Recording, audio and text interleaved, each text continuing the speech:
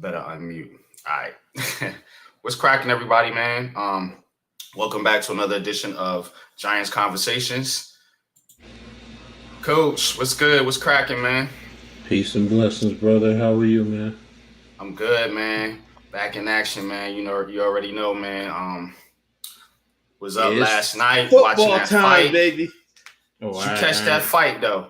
Man, yo, my man, we was on Leather to the Face last night, man. Shout out to G Nation, Big Bro Lou. And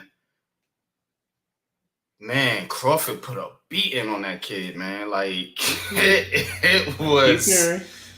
it was it was something that like a fight like a Tyson or somebody would put on somebody. Just a sheer beat down. You know, man. Dude's face looked like Martin in that episode, man. You know. Oh man. But how you doing though, bro? I'm good. Just just waiting on football season, man. That's all I can say, man. And, Oh yeah, I we was we on. in there, man. We about to get it cracking, man. What's good to the chat, Mhm. man? What's good, no mess, man? See, No man, mess. Mets seen it, man. You know what I'm saying? Yeah, Mm-hmm. man. Yeah, shout out to Saquon. Yeah, we're gonna get into that, man. We're gonna get into all the Giants news, man. Training camp is fired up, y'all, man. Training camp is here, Mm-hmm. man. The Giants already got 3 practices in, man, and we got some Wait. things to talk about, man. So Tuesday. Get them pads on. get them Yes. pads on. Jay Lay, what's good, bro? What's up, man? Shout out to my man Jay Lay, man. What's good, man? Yeah, Spence, man. Yeah, Spence got whooped. I mean, whooped, man. We was watching that fight, man. I expected them to call it earlier, but for whatever reason, they allowed it to continue, and then in the ninth round, I mean, that was it, man. Lou called it exactly before the fight. He said there would be a stoppage in the ninth, man. So bro was spot on with that prediction. Um, yeah, Shep off the pup. That's good news, man. Good news, man. For real. Definitely, man. Definitely. Yeah, Mets. Like Martin. That's what I said after the Tommy Hearns fight. Word up, man. But let's get into it, man. Let's get into it, man. Uh let me uh let me do something with the banner here.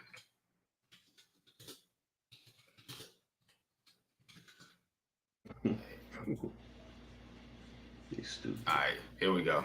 So training camp. Um, Jayla said it. Shep off the pup. Um, you have uh, you have everybody in camp so far. You know, so far so good. Um, the biggest standout so far has been Darren Waller. He has been what people have called a matchup nightmare. What we have predicted that he would be, which is the number one option for Daniel Jones. They have definitely getting that chemistry together. Daniel Jones is gaining confidence with his team, with the team around him, man, and the offense in general has looked sharp. Defense, not so much. But we're gonna talk about the defense in a little bit, man. But let's focus on the offense now for a minute, man, because that's the biggest news.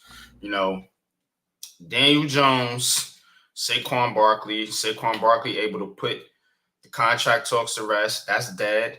Andrew Thomas getting extended, you know, which I think is an absolute steal of a deal, man, by Joe Shane, man. You know, getting him extended early, you know, before his price goes up, before the market goes up.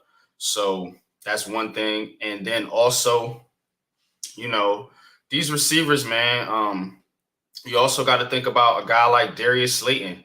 Darius Slayton looking to probably come up on one of his better seasons. He's worked on his drops in the off season. I think they said he was using tennis balls or something to Mm-hmm. work on his drops. So look for Darius Slayton to have a big year, man. Especially with Darren Waller going to be commanding so much attention.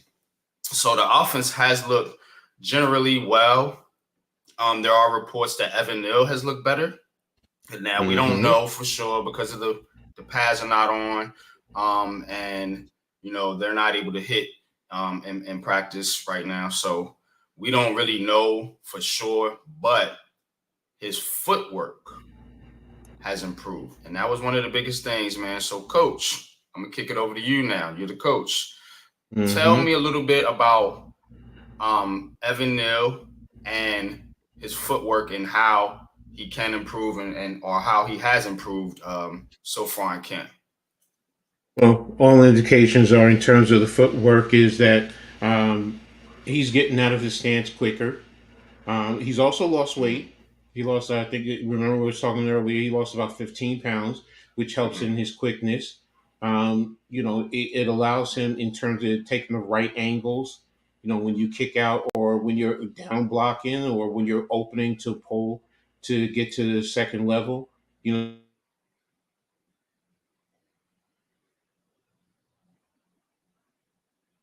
You there, Coach? Did we lose Coach, or is it my stream? I think Coach froze. But what he was saying though was Evan Neal's look better. Evan Neal and the whole you know, him being a bust or whatever, man. I think the kid's gonna put all that noise to bed this year, man. And he is going to have a good season, man. Now, this is one of the keys to the Giants season this year. Is Evan Neal going to take that next step and allow Daniel Jones and this offense to progress and become what I think can be a top 10 offense in the NFL. So Michael R, what's good, man? What's good? What's good morning, man? Good morning, man. You know what I'm saying? We back in action, man. Little Giants conversation, you know what I'm saying? So definitely you guys chime in. Matt says Neil gonna be okay. I think so. And you know what else we got to talk about is John Michael Smits. John Michael Smits has been rotating with Ben Bredesen at the center position. They want to take it. They want to ease him into the offense. And now it's going to be interesting with the offensive line. So let's touch on that for a minute. It's going to be interesting with the offensive line because you got Bredesen at guard, who's slated to be the starting left guard. Um, and then Glowinski, Neal, of course, Smits and Andrew Thomas. But would it shock you if Ben Bredesen, not Ben Bredesen, but Azudu took over at the left guard spot? Now, I'm not sure how much improvement Azudu has shown in camp, but says John Michael Smith had a rough first day. Yeah, a lot of centers are gonna have a rough day against Dexter Lawrence. That's no slight at John Michael Smith. John Michael Smith will be okay, but they're just easing him into the offense. I do expect him to be the starting center come week one. Coach. All right, that's cool, man. We'll wait on you. We'll be here for a minute. Bredesen might be a swing interior O lineman. I think that's kind of the role I would like to see Ben Bredesen in. I do want Azudu to take over that left guard spot, and I'm gonna tell you why. Because if you have Azudu there, you have Ben Bredesen now, who can play guard and center in a pinch. So if Bredesen is starting at guard, when you bring in, if something happens on the offensive line, now you have to move Bredesen out of position and put in Josh Azudu at left guard. If Josh Azudu is already at left guard, then Ben Bredesen, like Metz said, should be the swing interior O lineman. So if anything happens to Glowinski, John Michael Smith, or Azudu, you have Ben Bredesen who can play all three of those spots. That's what I would like to see. And we know Bredesen is solid, not an all-star. He's not going to be no Pro Bowler, but he's solid lineman. You know what I mean? So that, I think, is what I would want to see progress from the offensive line. But Tudo, what's good?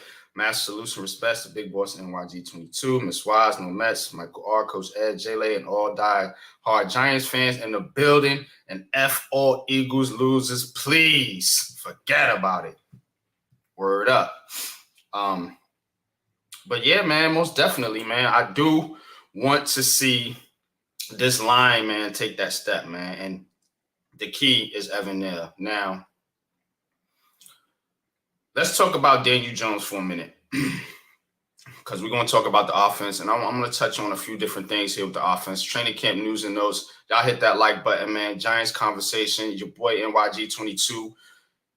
Big Blue Crew, man. Let's get it. Daniel Jones is passing the ball with extreme confidence right now. And I think you're going to see Daniel Jones, because in the past, when I've criticized Daniel Jones, as others have, it's because he looked scared. He looked skittish. He looked unsure. He wasn't confident. He wasn't playing with a swag. This season, this training camp so far, dude is coming out and he's letting it rip, man. He's letting it rip, man, and he's playing with confidence. He's playing faster. He's not thinking as much, not overthinking as much.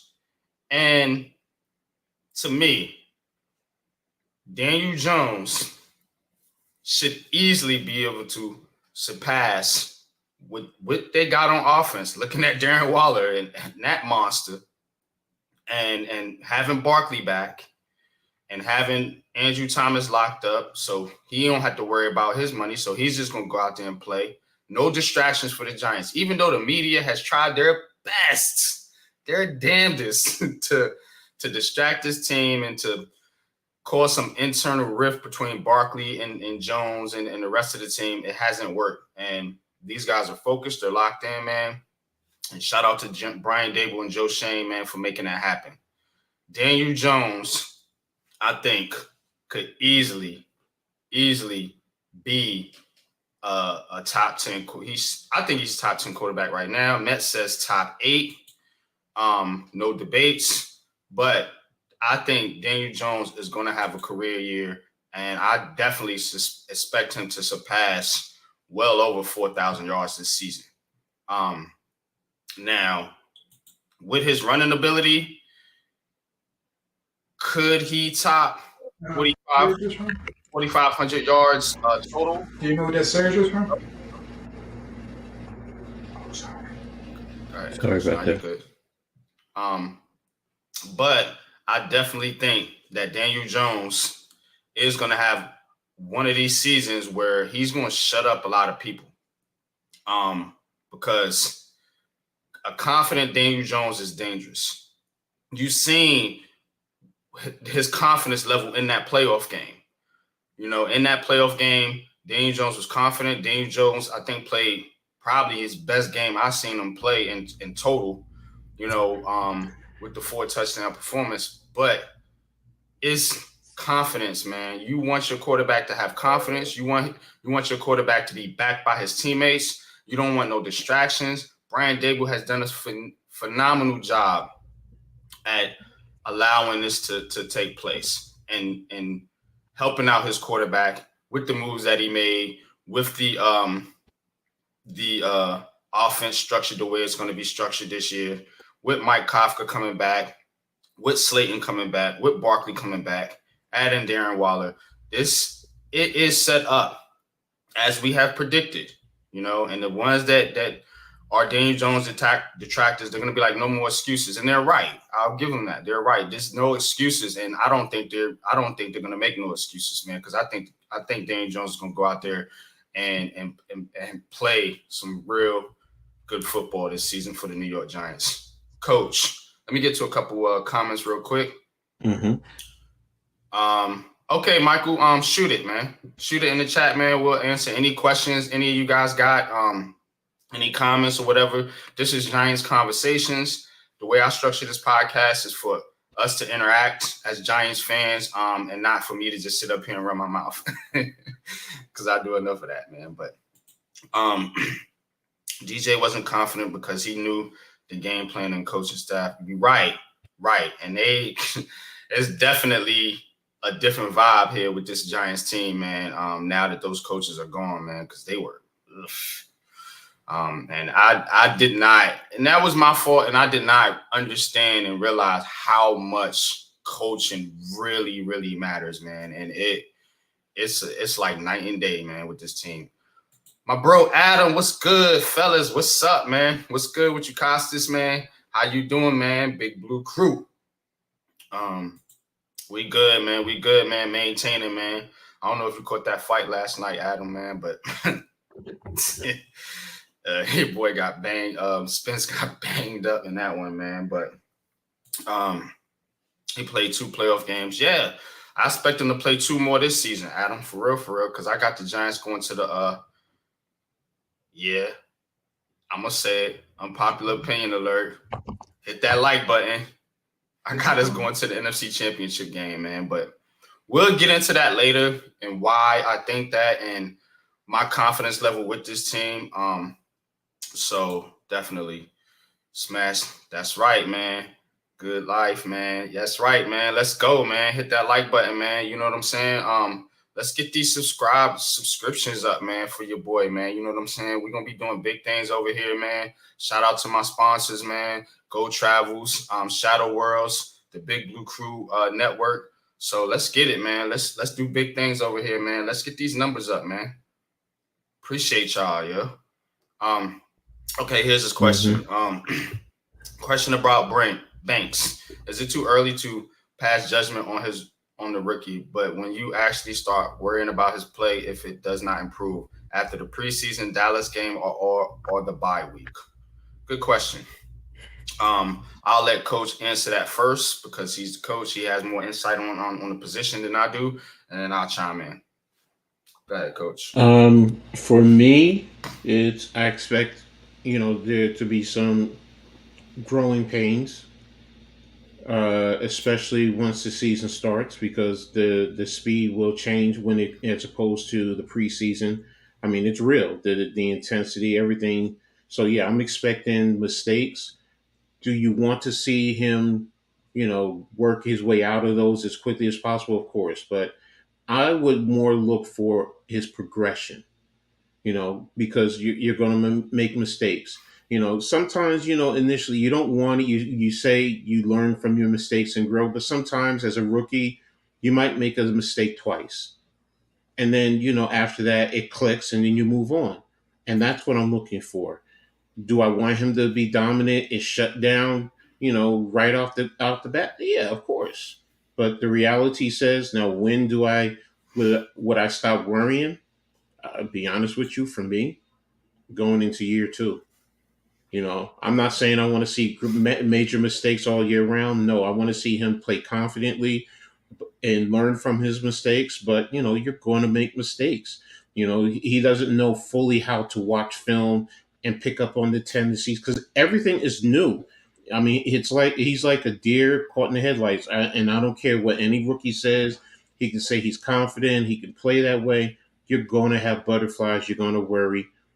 I'm going to be more looking at how does he progress during the season, and then going into year two. That's when I would tend to stop worrying as much because he has a year under his belt. I mean, because I look at it like this: Darren Beavers. We talk about Darren Beavers. He's going into his second year, but he hasn't played. Same thing with McKeithen, and I'm big on McKeithen, but they're going to make those mistakes, and they're in year two, but they haven't played. So I Mm-hmm. would basically say If you want to say towards the midpoint of the season, I can understand that. But for me, going into year two.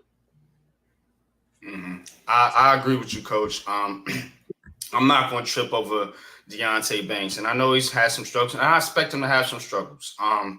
You know, when when we looked at the film, man, when I looked at it with Pat and Coach, it he does have some tendencies, some things he needs to work on. And you got to think, man, this kid's going up against Darren Waller in practice, man, and guys like Slayton and Paris Campbell who are Mm-hmm. experienced wide receivers in the NFL. So he's going to get cooked. You know what I'm saying? He's going to get cooked, man, and just relax. Excuse me. Remember, we didn't draft this guy to be the number one corner off the bat. That's why we got Adoree Mm-hmm. Jackson. You know what I'm saying? So look, it could be something where he doesn't even start. If y'all thought about that, Mm-hmm. what if Aaron Robinson or Flott or somebody, comes in and starts really showing some things in camp? Would that be an issue for you guys if Banks wasn't ready to start right away? You know what I'm saying? This team is deep. You know what I mean? We have depth now. You know what I'm saying? And that's why I wouldn't panic right now, right away. But he's a first round pick, and they moved up to get him. So which means they use additional resources. So you definitely don't want to see him um, out there struggling. So let's just wait and see. You know what I mean? With Banks, I expect it to be some ups, some downs. You know what I mean? He'll make some plays this season, but just don't panic too much. The NFL cornerback is probably one of the toughest positions to learn coming out of college. So that's why I always get nervous when the Giants draft a cornerback in the first round, man. But I'm not panicking right now. Um, the link is in the chat for Adam if he wants to come on. Also, any members of the Big Blue Crew, I always put the link in the Big Blue Crew Entertainment chat on Twitter. So hit the link if you want to come up, talk some Giants. If not, play the chat, man. Either way, we good, man. I'm gonna highlight everybody's comments. Yeah, we're gonna play the commercial, man. About midway through, too, though. See things to rhyme together, no doubt, no doubt. Shelton, what's good? What's good? What up, fellas? What's good, man? What's cracking with you, man? No doubt, man. We in here. We in the building today. Let's talk a little bit about the defense now. The defense has been a little slow starting, but I actually think that's more of the offense being good, Coach. You know what I'm saying? Because for so many years, we've always seen the defense come in ahead of the offense. And then usually in the season, that translates to us not having a very good offense. You know what I'm saying? Mm-hmm. So Mm-hmm. this year, the offense is on fire so far. So far, it's camps, light practices. But you definitely want to see what I like to look for in camp is chemistry. I like to look for focus from the players. And Mm-hmm. you want to see improvement. You don't want to see bad day after bad day after bad day. It's gonna be ups and downs because your defense. You don't want your defense getting cooked. You don't want your offense, not producing either. You want to kind of them to go back and forth. So definitely, that's what I look for in camp. And that's a lot of what I want to see from this defense. Now, I want to see. Adam, your device is not connected. When you get connected, man, I'll let you on. But I want to see. Hey, there he is. What's good, bro? What's good, man? What's good with you, Costas? Hello, good fellas. How are you guys doing today, Coach and Peace NYC? and blessing. Yeah, we good, man. We maintaining, man. You know what I'm saying? Here to talk some Giants football, man. What's good with you, man? What's up with you, man? Very honored What's to your be on thoughts with so you far guys. from camp? Well, take everything with a grain of salt, but I like what I'm seeing. A little concerned about the defense, but we'll find out if that's real or if that's just practice. What's going on? Mm-hmm. So I'm really looking forward to it. Very excited for the season, to be honest. I know a lot of people think, Adam, you're so negative, man. You're a negative guy. I'm like, nah, man. I'm just, I got to be negative not negative, but I got to be real during the week. But on Sundays, I'm just as crazy as you guys are. I mean, maybe I should do a watch party with you guys so you can understand how crazy I get, so you don't think I'm We definitely need to do that. Yeah, for real. You know what I mean? Because it's like, oh, all you ever do is talk. No, I love my team. And I apologize if I like greatness. And sometimes I don't always see the greatness that everyone sees in certain players. But overall, I'm glad the drama's over with Barkley. That was something we didn't need. I know it probably wouldn't have come to the first season, but at least we can go in clean. I love Joe Shane and Brian Dable right now. They have our heading in the right direction. We don't know what moves are going to work. And when they don't work, we can't be upset. Meaning, like, if Josh Azudu doesn't pan out, I can't be mad. Because the draft is the draft. Everybody fits a different scheme. You never know. We are dealing with people and not robots. So my one weakness about this offense so far is the interior. That's what I'm a little nervous about in terms of stunning and giving Daniel time. Last year, the Giants were less than 2.5 seconds per play.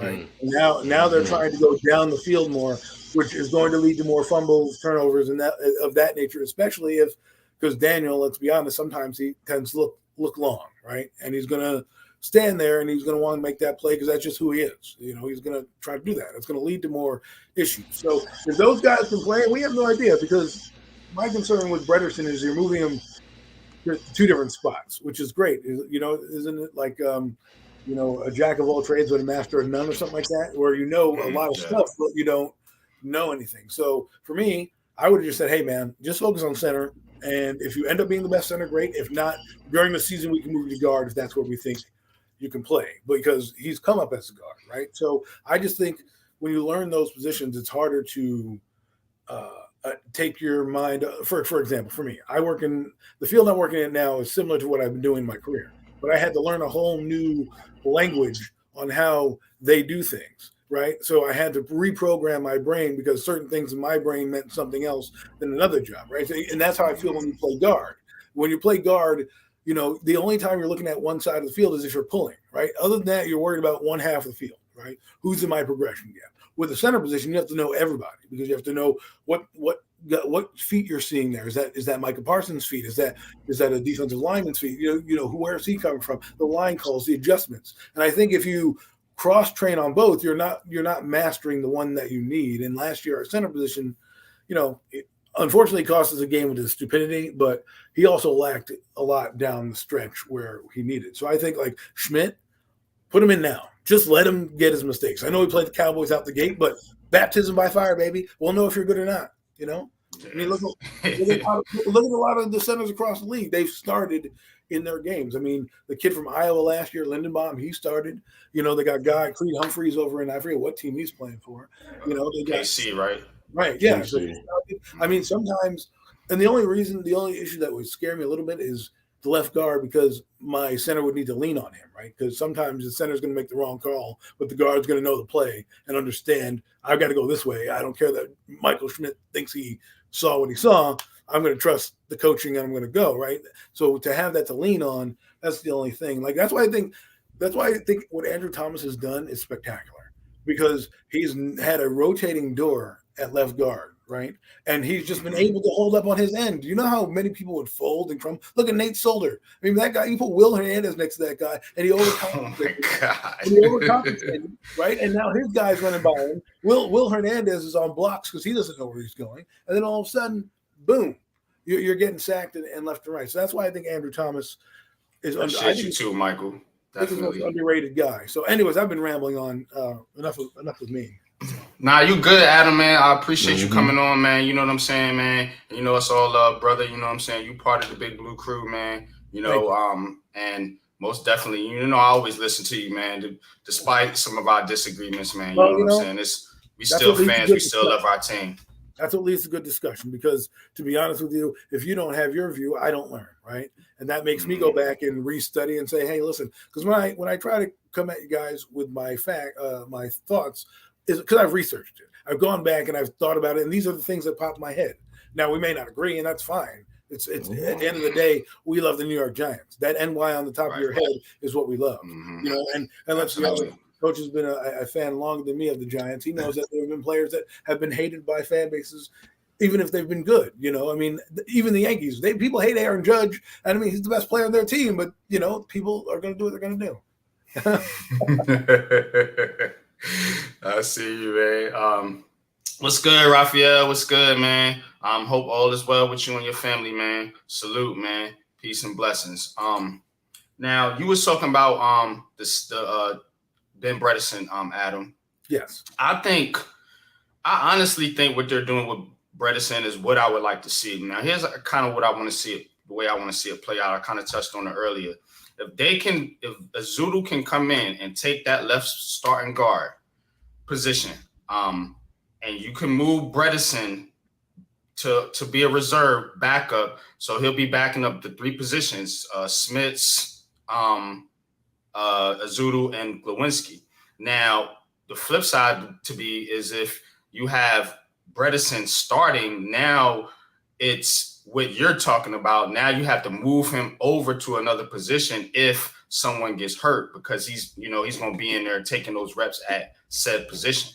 You know what I mean? Which is left guard. So I want to see him as the reserve instead of Azudu, because Azudu pretty much is just going to be a guard from what I've seen. What do you think about that? I think Azudu did play center in college, right? The reason the reason he didn't start at center is because he unfortunately has a speech impediment that limits his ability to speak sometimes. He has a stuttering problem, so that's what led him to be a guard, because he doesn't have to speak as a guard, but he does have the center calls. So my thing is this. I agree with you what you say there and have him cross-train and everything. But if you know that Azudu's the starter, fine. Then have Bredesen do that at camp, saying, hey, we're going to give him some reps here in case the starters go down, blah, blah, blah. Right now, it looks like he's in a competition. So, I mean, I just want I want you to put the right guy in here. We also have another center that we got from Pittsburgh. So my point, we have two centers. I don't expect him to be on the roster, but right. But my point is like sometimes when you train at one position, your brain can get adapted and mastered that position, and then you're like, all right, now I'm comfortable here. Let me help out at the guard. Let me help out at the center. Right? What you're doing to me is just giving Bredesen a disadvantage. Like, hey, yeah, you can apply for both the center and the guard position, but we don't even know if you're going to be that guy for each. Right? So let him know if he's going to be the utility guy. Because the guy I loved on this team that's gone now is Nick Gates, because that guy was so Mr. Reliable. He's almost like David Deal. Like when you watch David Deal coming up, he was a guard. He played center for a bit. He even played tackle. He moved up and down the line, and that's what made him so versatile. So we do need guys like Bredesen. But like you have Shane Lemieux on the roster. Is he healthy? If he's healthy, why is he not getting those guard positions? Why is he not interchanging? Like, I want to see more. I just don't want guys to overthink things. For me, that's it. That's what I'm trying to do. I'm trying to make it as simple as possible. Learn guard, learn tackle. If we find out after a few weeks you're not the guy, we'll switch you while we still have some time, and we'll go from there. But try to to me, it's like saying, hey, Daniel, now go out and play receiver. Because we're going to be throwing you the ball and go out and run some routes. It's going to be a little foreign. He did have a catch a couple years ago. Right, yeah, he did. Right, but I get your point here. That could have been a touchdown with a receiver, but of course it's a diving spectacular grab because Daniel Jones has to. He's not played this. So all I'm saying is I agree with your point, but sometimes I think you stunt a guy's growth when you put him at three different positions because they can't just come in and learn. Right. I mean, is it really stunned his growth though? I mean, how Ben Bredesen been in the league? What? This is his third season? Yeah, no, it's about third. You're not. Oh, sorry. You're not studying the evolvement of his. Now, if they was doing that to Azudu, I would agree with you. I'd be like, nah, just let the kid play guard, But Bredesen should have the guard position down pat now. Well, he wasn't. Remember, he wasn't a great guard. Okay, so he wasn't great. He was still developing. He's not great. He was still developing with the Ravens. Got brought over here with Gettleman to be a guard. Last year, they moved him to center because they had Lemieux, who they thought was going to be the starting guard. So they wanted to give him more versatility. All I'm saying is, to me, I like Bredesen. if he's the best left guard, let him be the best left guard and not worry about, all right, take reps at center. If he needs to, great. He has those reps. We know he can do it, but let him focus on this because soon we're going to be in game plan week, whether we like it or not. And I want to know who the starting guard is and not worry about, well, we're still wondering about Zudu. We're still wondering about this guy. Because to me, again, let him learn his assignment. Because it really, if your game plan, it's different if you're playing center than when you're playing guard. When you're going in there, your assignments change. And if every week you're going back and forth, I think sometimes it stunts your growth as a player in general, right? That's just my thoughts. That's true.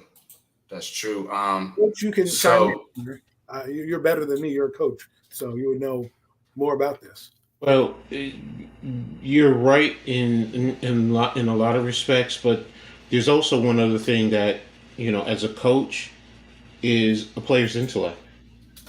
For example, I've coached guys who can play up and down the line of scrimmage, and even during the course of the game, I've done it myself. Because I understood the angles, what you're supposed to do, the play, my experience, what I'm doing. I mean, all of that. So it didn't bother me if I was in a left-handed or a right-handed stance. It didn't bother me if I was at tackle, guard, or center. I knew exactly what I needed to do, what the calls were. So again, but that's also my intellect. So I get where you're going where, you know what, let a guy just play one position. Yes, ideally, when you start, that's what you want to do. Let him play one position, master that before you move on. Once he masters that, if his versatility can allow him to pick up more, great. Then we can do it. The one thing I'm noticing is that's what they're doing with Bredesen. Bobby Skinner even posted it today. He said Ben Bredesen got right guard reps today. So that's already telling me they're prepping him to rotate between the positions if need be. And that's what you want to do. You want to have a guy who's dependable like that. Now, can you read into that and say, because I want to know how Josh Azudu is doing, is that also a product of Azudu is just doing very well, that you can put Bredesen in the back, like you were saying earlier, on the second unit, where he can pick up all three interior spots. And then if we need him in there, we go. But if he starts, yeah, I get it. You have to move him and bring someone else in. But in the same token, that's their jobs. They have to be ready to go at any case and point. So I get it. You're right. But that's why I also say it depends on the player's intellect. If some guys mentally just have it, they can pick it up and they can take it and go. Well, I don't know if I agree with you there. I don't know if that's an indictment on Golowinski that Bredesen's getting some first team reps with the first. Well, he didn't say first team. He said he just getting some reps. So I don't know if that was second unit or if it was first. So, that's what I mean. It's probably prepping him so he can be prepared to work at all the interior spots. So, maybe he's not going to be a starter. Maybe he's not going to be a starter. Maybe he'll be the sixth man, like you said. And that's what I mean. Maybe Zudo, if he's doing well, you got Glowinski, you have Schmidt, so you have him. So now he can work all three and work as, the backup at all three spots, which is perfect. Then maybe that's his role. I guess I'm just talking starter related wise, because I think like if you think he's going to be a utility man, then fine. You already know that Zudu's probably going to be the starter. So that way you can now move him around to see, hey, listen, boom, you can play center in a pinch if Schmitz is injured or gets banged up for whatever reason or has to come out. You can play right guard if Glowinski is struggling. Maybe we can use you there. I'm also interested in seeing Marcus McKeithen. It's basically it's like the more you know, right? The more you know, the better your chances are sticking with the team. So I get why they're doing it. To me, I always thought sometimes it hurts a player coming up because sometimes it is overthinking. Football can be complicated to some, right? Some people can only read half the field. The other people don't want to think about the linebacker unless it absolutely comes into focus, right? But you do learn all the plays. Trust me, I was better on my right side because I was a dominant right-handed person. So for me, it was just easier to do things coming from that right. Now I could do them on the left. Didn't say when I lined up on the left, I didn't know what I was doing. I did it. My natural hand would be right. So I always like that back for when I catch it and tuck the ball. I'm ready to go with my right hand. Now my left hand will be back if I'm going from the left side, right? So to me, it does play a factor.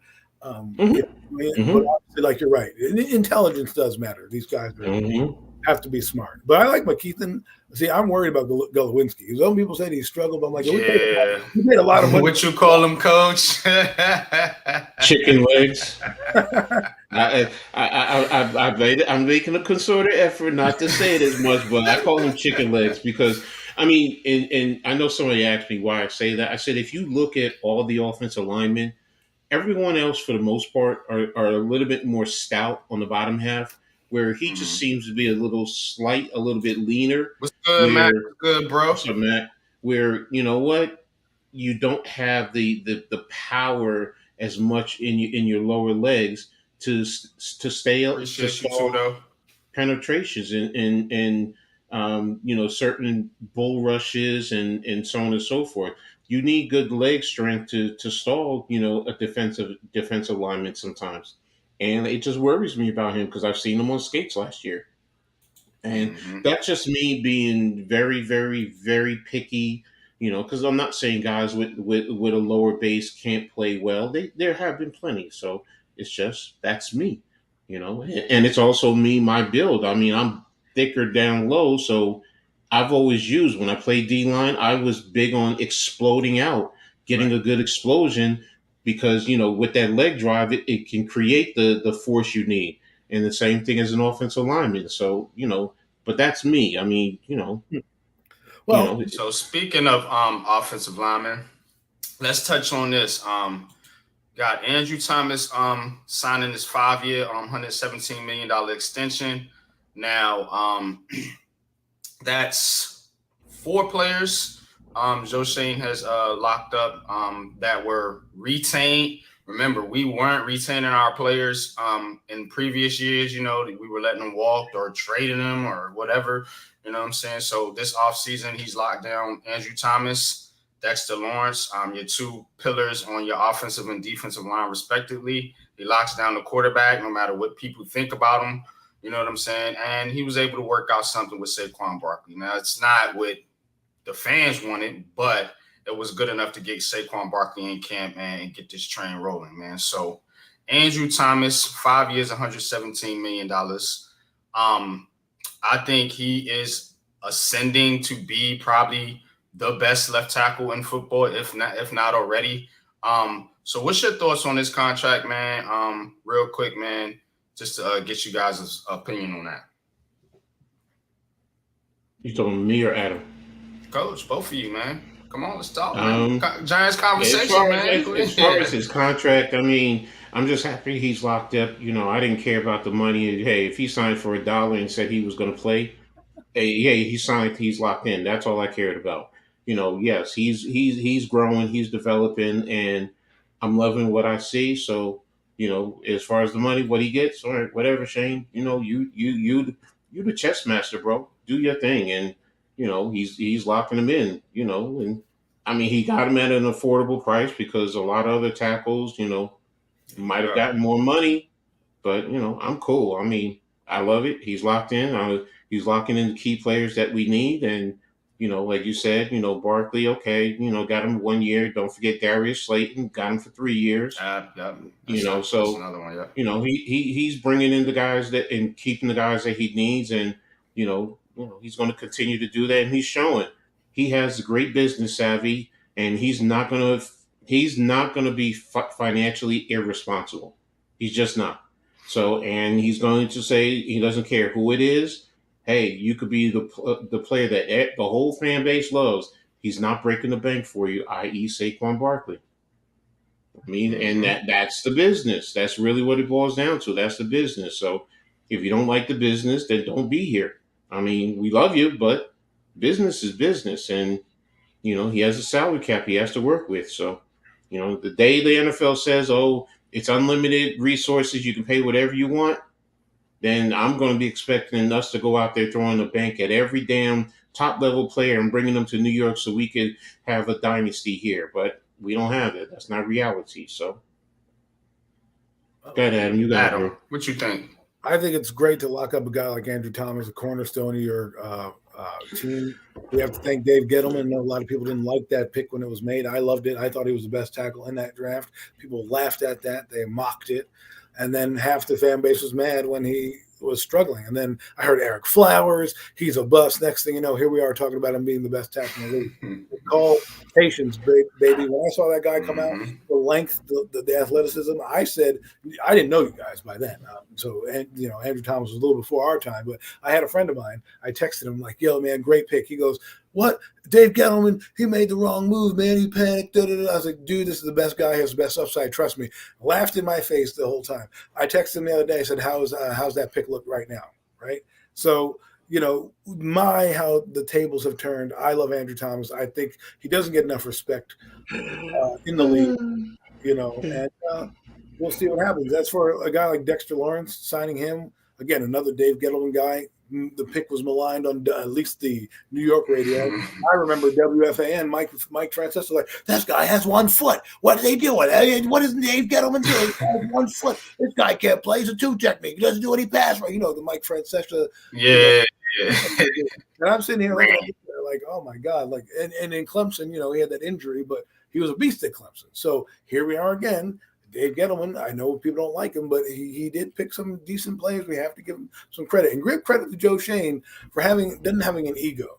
Sometimes you go into a new situation, and regardless of the player, good point. They didn't have an ego. Like, for example, like me, I still think they want a guy they draft in their position at the quarterback position to groom up. But you honoring, like, listen, we're not going to be like, listen, we love what you did here, Daniel, but we're not going to pay you, so get out. They're like, all right, man, we see what you can do. We're going to keep you, and then we'll keep moseying on about our day, because there's a lot of guys across the league who, well, I'm the GM. I'm going to make my guys come in here regardless. And sometimes you lose a good player. Get rid of them just to get rid of them because they're not those guys. They're Adam Costas said so, right? Get rid of them. We're listening to that guy. Get rid of them, right?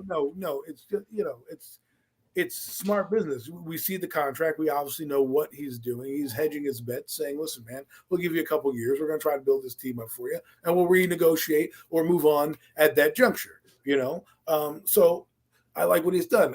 With other guys, like, he signed Saquon Barkley. Look, to me, the Saquon Barkley was, I don't want to say dropping the ball, but to me, the reason why I was a little angry at it, not as a fan, it was a business. The Giants always do things their way and the right way, whether we like it or not, right? They always reward their guys. So for me, Saquon Barkley has done so much for this team, has been arguably the best player. Reward him as such. I don't care that he plays running back. He's been your face of your franchise through the number 2 overall. What are you doing? Goes out and, is rookie of the year, right? The next year he helps Daniel Jones usher in some big plays. I know he got injured that year. Then he gets injured, comes back, as everyone laughs in his face, did what he did, come back this year and blows the doors off it again. And we want to sit here and nickel and dime him because of what? Oh, he's a running back? No. That's where I was like, John Mara, you opened the bank for Daniel. Basically, everybody else would have paid Daniel less. You still said, whatever, we'll give him $40 million. But you can't give your player who's better than him. We're not going to go tit for tat on who's better than not. I'm just saying Barkley at his position is probably better than Daniel, and that's something we can agree on, that maybe he's not in the top 5 yet. But Barkley is. So I thought, why not just pay him because you love the guy, because he's done so much on the field and off the field, on every ad, every endorsement. He's really carried you. So that's the only thing about. I think they wanted to pay him, Adam. I just don't think they wanted to give him Christian McCaffrey money. And you know what I'm saying? Go ahead. At halftime, remember at the bye last year, they offered him what? Was it 14 mil? 12.5. Or was it 14? 12.5. Do we know the actual numbers? See here, we see the numbers, but there's a lot of accounting that goes on with those numbers, right? Yeah. So no, I get it. I get it. But the point is, number one, you offered Saquon before you went to Daniel Jones. That's number one. So you were giving him the respect that he's due because you're going to him first. He's the face of the franchise. You're right about the money. I mean, there's conflicting reports. NYG said 12.5. I heard 14. We don't know. So. Again, Saquon alluded to that. I think 12.5 is what they offered him at the bye, and I think it went up to 14 during the negotiations in the offseason. I think that's what it was, what I heard. But reports is all over the place. Bottom line is they offered him the contract. He turned it down, and he ended up getting less than what. And that's where that's. Yeah. Do you think Saquon Barkley is better than Christian McCaffrey? Mm, it's debatable. I mean, I think they have different styles. I think McCaffrey's better in the pass game. I think Barkley's a better running back overall. But I Barkley has like agree. 71 catches though. Barkley I is still more think dynamic than McCaffrey. Hmm. McCaffrey just has a way that when he explodes. Don't get me wrong, he has a quickness. Right now, he does seem to have a little bit more long speed. I attribute that because of Barkley's injuries over the course of time and his size to that. Because McCaffrey is smaller, so but overall, as far as a running back, say they're What's if I'm going good, to rate Wells? them, Appreciate you, man. to me they're Good about they're fight about last night too, man. they're about the same if you want to be honest. Coach, I've been telling people that the same thing, man. They had this very similar skill set. I think McCaffrey is a little bit more polished receiver, but I think Saquon Barkley overall is just your more is it more key to better just overall just runner with the football with the ball in his hands, making people the ability to make people miss the Hmm. and things like that. I mean, I think he's a little better at that than McCaffrey, but overall they're both pretty much kind of the same guy in a sense and with very similar skill sets. So Well, I don't know. I just think he should be getting paid the kind of money McCaffrey's getting paid equal to at least how about I put it to you this because way? he's just that damn good. How about I put it to you this way? Apparently, there are two players that Barkley was compared to. Right? Let's throw those two players. Let's hypothetical two players. Right? Do you think he's better than Nick Chubb, and do you think he's better than Derrick Henry? Which of the two players do you think he's better than? Because to me, Both. so he's better than both. All right. So all right. Now we're I think looking. so. John. Henry's a different back. It's hard to say As because Yeah, as a different in a styles. Yeah, position. completely different Yeah, styles. yeah. Well, it's we're yeah. talking about the running back position overall, right? Because everyone Well, wants see, to different. the thing about the running back position is you have running backs, and then you have weapons like McCaffrey, like Barkley, like Alvin Kamara, who can do both. Derrick Henry, Nick Chubb don't offer you much in the passing game, so it's really kind of comparing apples to oranges in a sense because it's like, okay, what is it that you want? Are you trying to have more of a dynamic passing game, or you want to be a ground and pound team like the Titans, like the Browns? You know what I'm Okay. saying? So yeah. So then this is what happened apparently. Now this is the story again. This is the story. Two players were presented like that maybe were Nick hmm Chubb and a Derrick Henry to Barkley, and then they're saying this is how we're building our contract off of you. You're like them. Now, if you guys are saying he's more similar to McCaffrey, well then yeah, I'm Barkley. I want that money because I can catch You 90 balls, should, and yeah. these Yeah, guys, Should have asked for it. right? he So brings that similar skill set to the offense. That's right. what I'm basically hmm saying. Yeah. So my point is pay him like that, right? Because regardless of a weapon, you just said that he was a weapon. So then he's on a different level than the backs that they were comparing him to. So I hmm can see why hmm Barkley is upset about it. And to me, I would have hmm just paid him the money because hey, we're the New York Giants. This guy is a weapon. He is dynamic. He did carry our offense last year. As much as people want to poo-poo that he didn't, or it was another player or these players, doesn't matter. He was the best player out there. When people game plan for Barkley, it opens up everything else. Darren Waller needs Barkley on this team, right? No one's going to go up there and be like, "Oh, Eric Gray is great." No, but my point is that if you think that he's similar to McCaffrey, then pay him like it. He doesn't have to be on that level, but if you think he can do some of those things, pay him like that. You're the New York Giants. He's a homegrown guy. He's done everything right. Just reward the man. That's all I'm trying to say. That's fair. I could see your point. Met says maybe CMC was overpaid. Does that mean overpay Barkley? It's No, no. negotiation, and that's what it's about, Adam. It's negotiation. Yeah, us in our heart feel like Barkley should have got paid, and I feel like he should have got paid too. But this is a business, and that's where the business side comes in. And Barkley obviously was getting bad advice from his agents, and which is why he switched up. And this thing could have been done. You know what I'm saying? So But I only think he's on the it team was next just year. a But huh. we're really making this about Barkley when it's really just about the running back position in general, and that's It just is. like It it's like is. it's not. To me, they're just a vastly underpaid positional group. Period. Those guys put their bodies on the line as much as Josh everybody Jacobs else is the out on best that back in the field. league.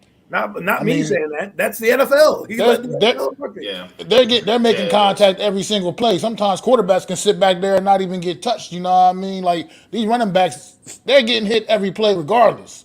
pretty much. I mean, Mm-hmm. they're not just running through the holes untouched and nobody's putting a body on them. These guys Okay. are putting it on the line, man. So I just think they need to really look at that in general. When I was talking to a coworker actually about this, and he was like, maybe if come up with another collective bargaining agreement with the running backs can be like, where just for at least the running backs alone, when they come into the league, what I mean? Maybe they can only go into like maybe a two. You can only sign off like a couple of years when you first acquire them via the draft, and then they're eligible to be extended after like a couple of years, as opposed to the 4 or 5 years where you pretty much use them up and then just throw them out like garbage. You know what I mean? So I just make it more even playing field for these guys too, because they're out there putting their body on the line the same way everybody else is. I mean, you could have done that too. I think what hurts him too, Mac, is the tag. Yeah. The when you can tag the back, you Mm-hmm. draft him in the first round and tag him Mm-hmm. twice, then you have control over this running back, this great player, for 7 years. And by the end of that 7 years, they're no good because they're 28, 29, 30, and nobody's going to want to pay him at that point. I think they should allow these running backs to be able to test the market. You know what I'm saying? Because if Barkley tests the market, let's keep it a buck. Somebody may have given him what he wanted. You know what I'm saying? We don't know that. You know what I'm saying? But that's what's killing Jacobs, Barkley, Tony Pollard, so on and so forth, is they can't hit the market and drive the running back price up. You can't drive the price up if you're tagged. Tag is a tag. You know what I mean? So I have two questions. One, do you think Barkley is getting a long-term contract this year? Do you see him? Because to me, He can't this year because no, he's on the no. But I tag. mean, Joe Shane said he doesn't want to pay $10 million a year for a back, right? If Barkley goes out and has a beast of a year, and let's say he makes I know some of those things said incentives based on the playoffs. Let's say hypothetically they don't make the playoffs. You still should give him his incentives. But let's say he goes out there and breaks records, 1,700 yards, 500 yards receiving, all that jazz, right? And he comes back and he says, well, now not only am I better than I was last year, but I'm definitely upping my number for this year. Are they going to let him walk? Because if you have him on a short-term deal, you have the rights and the control to him, right? So you pay him, you can negotiate, renegotiate, move things down, like having him under your wing for the next 3 years as you're going with this team. If next year he comes in and, you still got to pay McKinney, and now he's like, well, I'm the best back in football, stats don't lie, are you going to be willing to pay him? I think they will, and here's why. I think they want to keep this team as together as they can. You know what I'm saying? But they have to manage the cap properly. One thing that could be holding this up is Leonard Williams and Adoree Jackson's contracts. Leonard Williams is on the books for what, 32 this year or something like that. If that contract comes off the books next year, now you open up the money to be able to give Barkley a long-term contract. You know what I mean? Same thing with Adoree Jackson. That's why they drafted Banks. I think they want Banks to eventually take over the number one corner spot, and then you can let Adoree go, and that frees up $19 million or whatever the number was. So Now, Adoree's on the book. Adoree's on the book for 2.7 next year, guaranteed. So you have him already set. You just reduce his price from 19 down to two and a half, whatever it is. So I gotta go. I gotta go back and double look, but I think Stocks talked about that. He's on the books for next year. It's just not at the market rate or at the rate that he's getting right now. So it frees up. And then the one thing with locking up these guys now, because I believe next year we're going to have the fourth amount of cap space, and I think it's going to be over 50 mil. And you already have guys locked up. So right. So it's you're going to have the money. I mean, Darren Wilder's locked up. Andrew Thomas is locked up. Dexter Lawrence is locked up. DJ is locked up. So you have Aziz, you have Thibodeau on rookie contracts. You got Slayton back. You have Hyatt on a rookie contract. John Michael Smith, Evan Neal on rookie contracts. So yeah. So if you want it to Adam's point, if you want to lock him up for another 3 years, say for argument's sake, you might have the money to be able to do that Even if you try to say you'll front load it a little bit and then ease it down, as you go on the last 2 years, because the theory is as a running back gets closer to 30, his skill set diminishes. So Shane has showed business wise, he knows exactly what he's doing. So, if he doesn't want to extend him or sign him, okay, I have to trust he knows what he's doing. But do I want Barkley here? Hell yes. I want Barkley to retire a Giant. I'm like everyone else, but I also understand the business side of it. So, I, and there's one thing I wanted to talk to No Mets, because he said, let's keep it a buck. Barkley hasn't offered the team that much in the passing game. And I pulled up looking on ESPN in 60 career games, he has 247 receptions on 336 targets for 1,820 yards, a 7.4 average in receptions, 8 touchdowns with a long of 65. You can't say he hasn't offered much. He's yeah, averaging that's about having 50. missed the whole season too. That's He's Yeah. having averaging about, missed an entire season. he's averaging about 50 receptions a year, right? Yeah. If you break it down, it goes 57, 41, 6 was the year he missed, 52 was Mm-hmm. 2019 where he missed a few games, and then 91 is rookie year. You want? Mm-hmm. So my thing is, and the thing about Barkley was in the Green Bay game, which everyone tells me was the comeback, that Daniels coming out party, who led that drive down there? It was a slant route by the running back who was lined up on a linebacker, and everyone kept saying last year that our receiving core was bad. So that's why I wanted to incorporate Barkley more in the passing game. And now that you have Burita on there and maybe Eric Gray, let's find out what he can do. If a guy goes down, let's say Shepard or Slayton is banged up, don't sit there and say, well, we can't utilize like this, because even Barkley said, once I got the ball, the next game against the Texans, they ran me into the ground, thinking that that's the type of back I was, and it kind of banged him up. And I'm like, this is what I mean. If he's a weapon, like we're harping a little too long on this, but the point is, I just think they should have paid him because of what he's done. We can all agree to disagree about that, just because I don't want to hang up too long on Barkley. I know you guys got other things. But look, here's the thing though about it, real quick too. Let me get this because if you go around the league, most of the league, the quarterbacks are the heart and soul of the team, whatever. You know what I mean? But the New York Giants are built a little differently. Saquon Barkley is the heart and soul of this football team. Whether you want to admit it, how you feel about it, it's just the facts. It's the truth. He's the guy. He's the key component on this offense. Unfortunately, it's not Daniel Jones, at least not yet anyway. Maybe he can prove that otherwise this year and going forward. But as of right now, it's Saquon Barkley. And you got to pay a guy adequately. I'm not saying pay him quarterback money by no means. I'm just saying you got to pay a guy fairly that means that much to your team. That's just all I'm saying. You got to pay a guy fairly. He means that much to this football team. It's just not. We're not like other teams around the league. You can't look. You just can't base it off of this is what everybody else is doing. Saquon Barkley means that much to the New York Giants. He might not mean that much to anybody else. Other running backs might not mean that much to anybody else. But Saquon Barkley does truly mean that much to the New York Giants. That's just the way the New York Giants are built currently right now. I mean, it is what Facts, it man. is. Good shit, man. So let's spin this forward a little bit. We football's here, y'all. We getting fired up, man. Preseason about to start, man. You know what I'm saying? We got a couple little training camp practices in, man. How you feeling about this team? And I want to ask the question. Glad I got y'all here, man. Appreciate each and every one of y'all for showing up, man.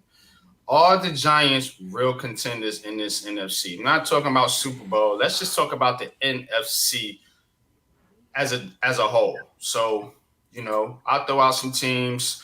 Eagles, of course, teams in our division, Cowboys, whatever Washington wants to be.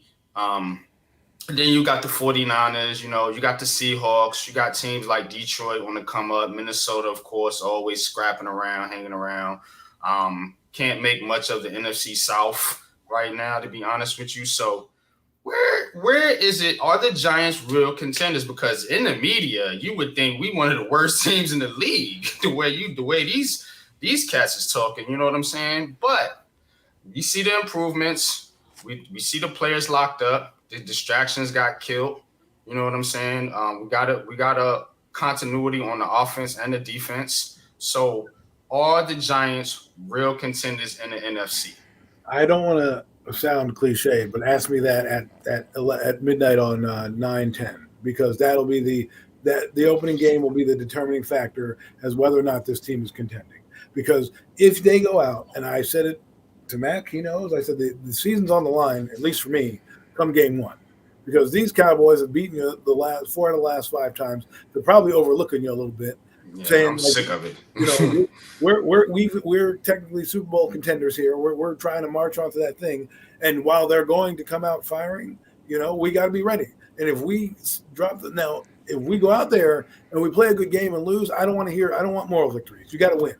This is the game you've got to win for me to believe that you're going to be contend for the NFC crown, because you got the 49ers who, whether we like it or not, are not going anywhere. Their defense is immaculate.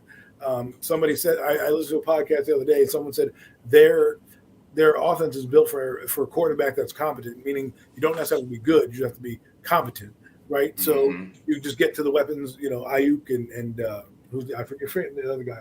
Why is Debo? DJ Samuel. Right. I was like, how am that name is so good? How can I forget it? Right. So, and then you have other teams that are sneaky, like Lions, possibly the Seattle Seahawks. So the Giants, I think, can definitely contend for the playoffs. Y'all making me hungry in the chat. Talking about lasagna and tuna subs. I think they can contend for the playoffs. I don't know if we're a top dog yet, but I really believe game one will be the tone setter this year where this team is going to be headed. Yeah, man, I do think that game one is a real key game, man, because if you go out there at home now, you got the game at home this time. If you go out there, man, and you take care of business and don't just, whoop them. You know what I'm saying? Beat them up, beat them down, man. Blow the doors off the Cowboys for once. And if you go out there and you do that, that would definitely make a statement. And if you just win the game, that makes a statement too, man. But I want to see them go out there and dominate. Hang a 40 burger on them. You know what I'm saying? Their defense ain't spectacular. It's okay. You know what I mean? Listen, I'm not gonna slack on their defense. Their defense is pretty good and pretty legit. But what I'm saying think it's is okay. I don't think it's. It ain't bad. Obviously, you know what I'm saying. I don't think it's a defense that's gonna lock everybody down. The Cowboys are beat up on bad quarterbacks. Pretty much. We'll find out on again 9/10 how that defense is. But I like Dan Quinn. I respect him as a defensive coach. Most definitely. What I'm just trying to say is, don't look like the last two games where you're like, we're almost there, but not quite there. Punch your ticket. Make those big plays that you need to, whether it's on defense, because defensively we need to make right, man. Doing like butt and spits. That's what I want to see. That's what I mean. Let's win some games. Let's fucking take it to them, like you said, and let's really kind of say, okay, all these moves, we're not going to be the same old New York Giants and play for mediocrity. We're actually going to contend. Because the Giants' history the last few years has been, let's squeak in and then we'll win in the playoffs. That's hard to live by. Living by the seat of your pants sometimes works, sometimes doesn't. For the Giants the last few years, it hasn't worked. So let's try to get ahead of this, right? They only won one division game in the last 2 years. 2 years. That's not going to cut it. Two divisions in the last two years, both against, one against Philadelphia and one against Washington. Okay? We've won 2 division games in 2 years. Let's change that narrative. All right, fellas, I got to get going. I got a couple more things to do before our show later on. So thanks for having me on. Appreciate you guys. And definitely, man. Definitely go check out Premium Takes tonight, man. You know what I'm saying? I'll be checking you guys out, man. As I always do, man. For real, excellent show, man. And definitely appreciate you, man. Much love, my brother. I'll see you soon. All right, bro. Man, I What's agree. your thoughts on it, Matt? I do agree with a lot of what you guys said, but I look at it like this. It's at the end of the day, it's still game one. It's a big time division game, but let's not make it an actual legit must win. Yeah, sure, you want to win the game against a big time division rival that you come up short against the last X amount of times you played them. But at the end of the day, I want to see this New York Giants team come out, be aggressive, and show me what they really made of. And if you come up a little bit short at the end of the day, it's still one game. It's not the end of the world yet. You still got 16 more. But at the end, I just want to see them be aggressive offensively. I want to see them stretch the field, test this Cowboy defense, see if this offensive line can hold up against that Cowboy pass rush. That's the thing I'm looking for. I want to just see the Evan improvements Neal got to get his redemption, man. against this division rival, man. And like I said, at the end of the day, you come up a little bit short. It's not truly the end of the world, but I would like to see them, come out and just show me something more aggressive offensively, especially something that they weren't showing us last year. A lot of the check downs, a lot of the short routes. Let's see what this speed's all about. All the speed we added to the receiver room. Let's see what it's all about, man. Stretch that field against these Cowboys. Come out on the first drive and first damn play, as a matter of fact, and just throw the long bomb. You know what I mean? Let's just let them know Right, we ain't out yeah. here Set playing the no more, tone. man. Yeah, that's set the tone like in that way. I mean, I'm not. I mean, yeah, sure. I want to go out there and bust the Cowboys' ass prime time week one under the lights of MetLife Stadium, but I'm not going to sit. I'm not. I can't jump on the bandwagon of this is like an absolute must win game when it's week one. You know what I mean? At the end of the day, it's to me that doesn't like room make or break anybody's season.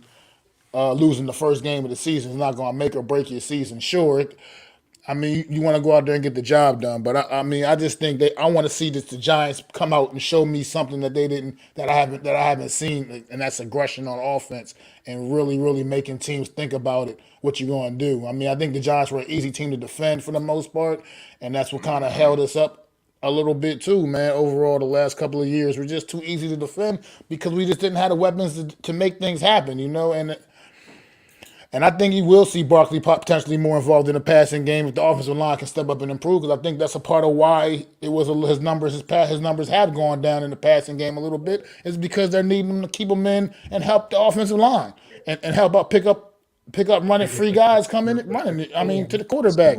So all these things you got to account for all these things, man. These things all matter, man. So I think a lot of people aren't looking at it all the whole complete picture.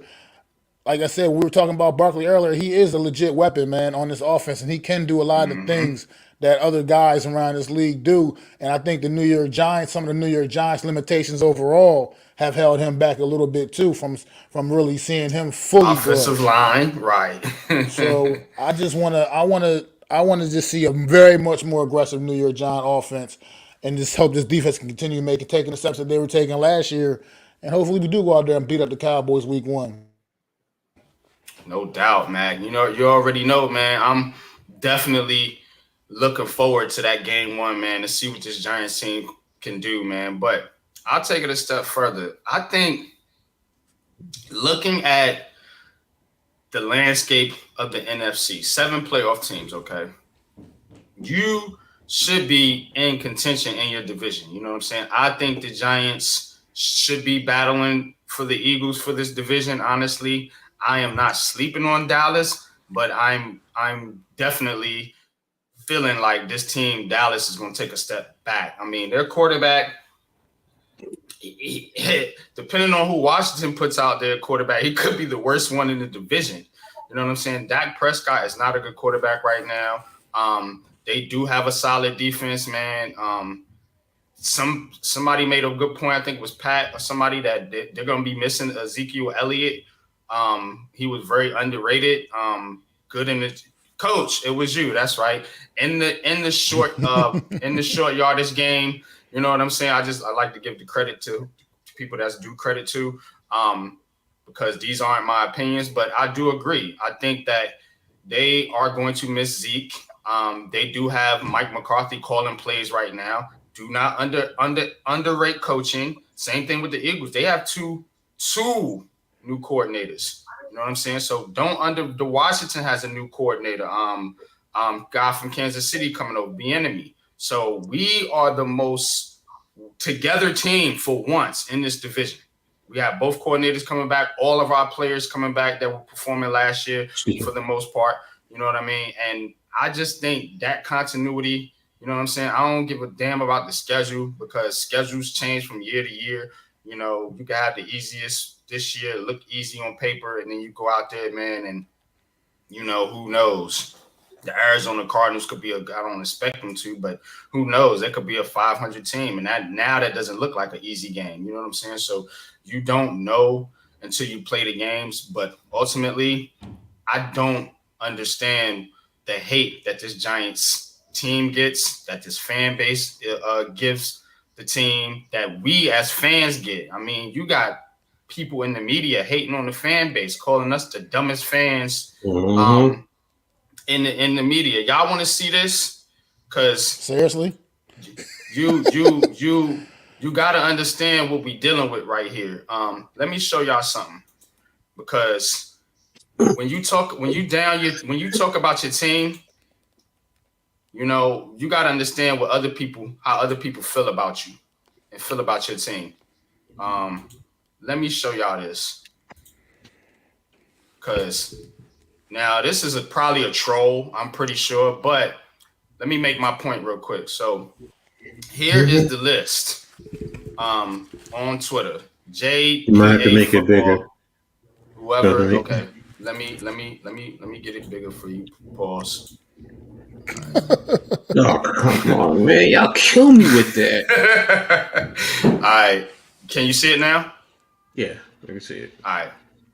So here's the list. Giants fans were ranked as the least intelligent fan base in the NFL, according to a study done by gambling.com.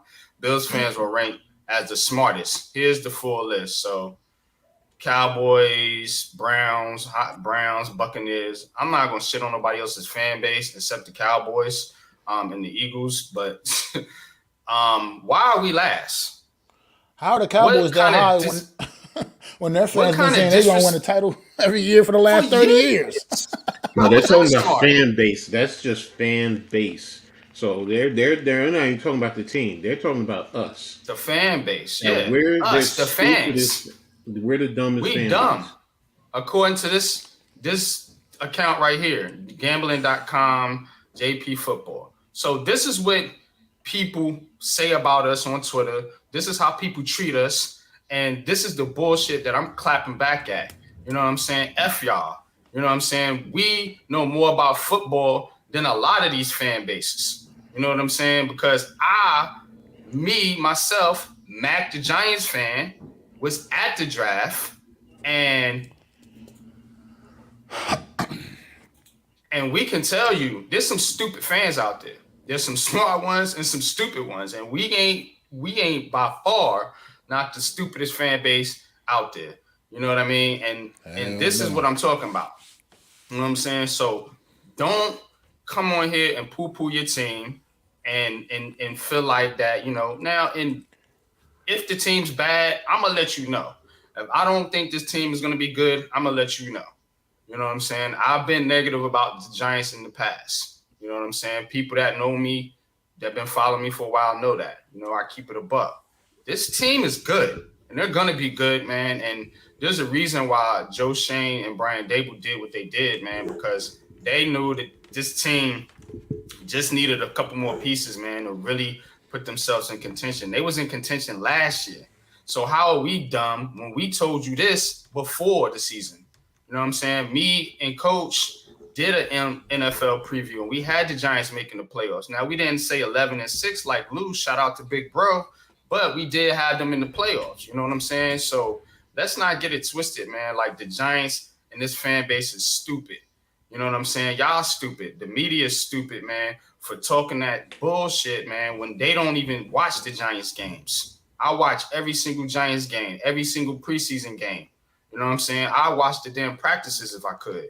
You know what I'm saying? So this is what I'm talking about. You know what I mean? But I've been ranting, man. And this is why I say, man, yeah, we're going to be contenders. And shout out to Coach, man. Go check out his podcast. Fridays at 7, right, Coach? Yeah. Smash Mouth Trash Talk. Yep, Smash Mouth Trash Talk. That was good on Friday, Coach. Yeah, man, because you out of your damn mind. Who are you talking to like that? Like, come on, that's where that comes into play, that show. Because now it allows fans to, get at it. We got football coming up, and that's what it's about. So, and it doesn't matter if it's the NFL, it doesn't matter if it's college, whatever. Mm-hmm. Just let's talk football and let's respectfully but playfully trash talk each other the right way. And that's what it's about, because anybody knows me, I always say the same thing about one team. It's them Dallas Cowboys. We them boys. We America's team. No, blow that damn franchise up and kick them out of the NFL. I'll always say that, but I say that out of fun, out of jest. Why? Well, There's a large part of that fan base that's the reason why. But we the dumbest. well, right here with me, I mean, only just because I'm right, only just because I'm so close to these Philadelphia Eagle cats, man. They just got a way of grinding my gears, you know what I mean? Even a little more than Cowboy fans. But that's just because I'm just so close. I'm right in the heart of it, you know what I mean? I deal with them daily, so it's just that's why I had the feeling I do about the Eagles, man. I just got this hatred for them. I And then remember. Pat I used to said, work in the area.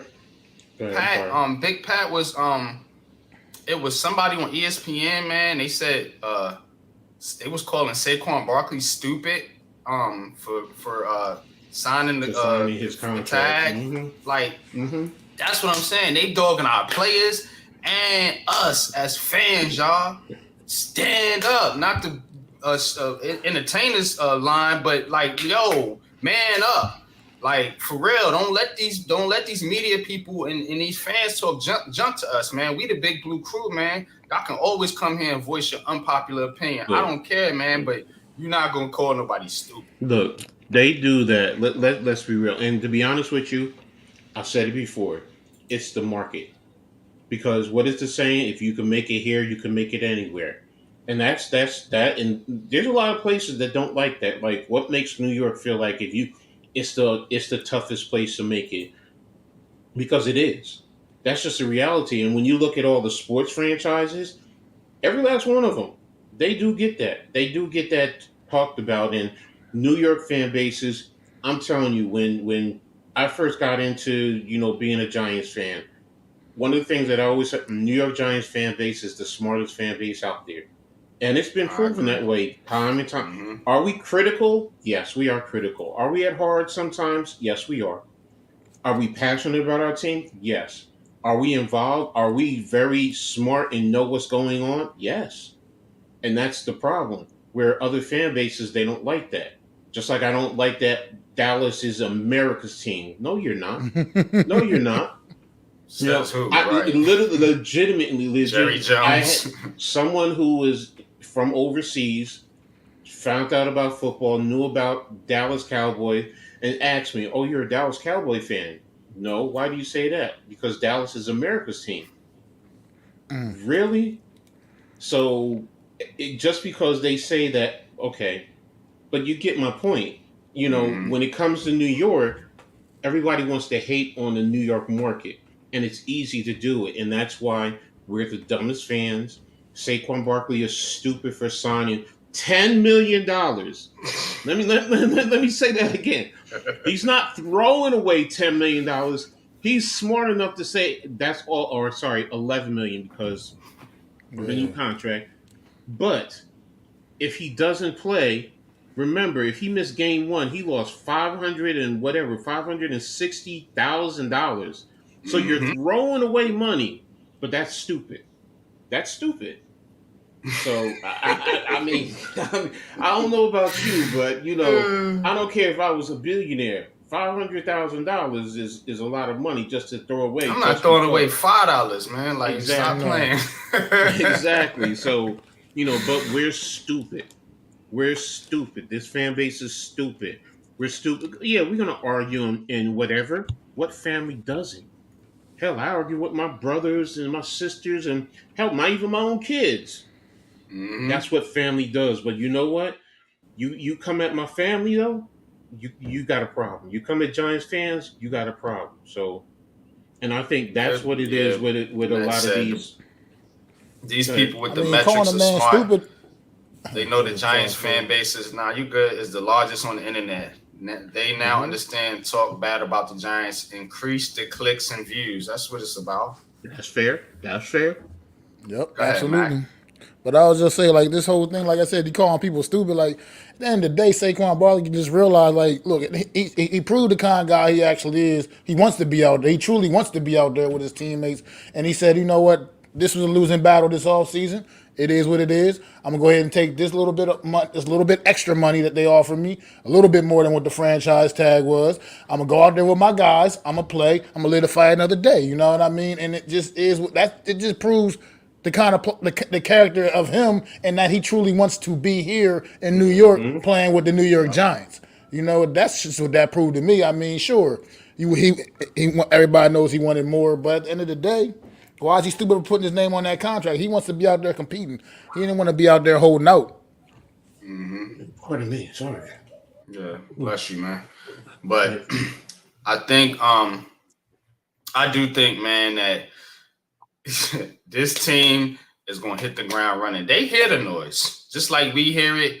You know what I'm saying? Saquon Barkley hears it. He's admitted that, it's hard for him sometimes to not pick up that phone, man, and clap back at the haters. You know what I'm saying? So they hear the noise. Daniel Jones hears it, him the worst quarterback in the league and all this other crap. You know what I'm saying? And we damn sure here as fans, at least us over here with the Big Blue Crew.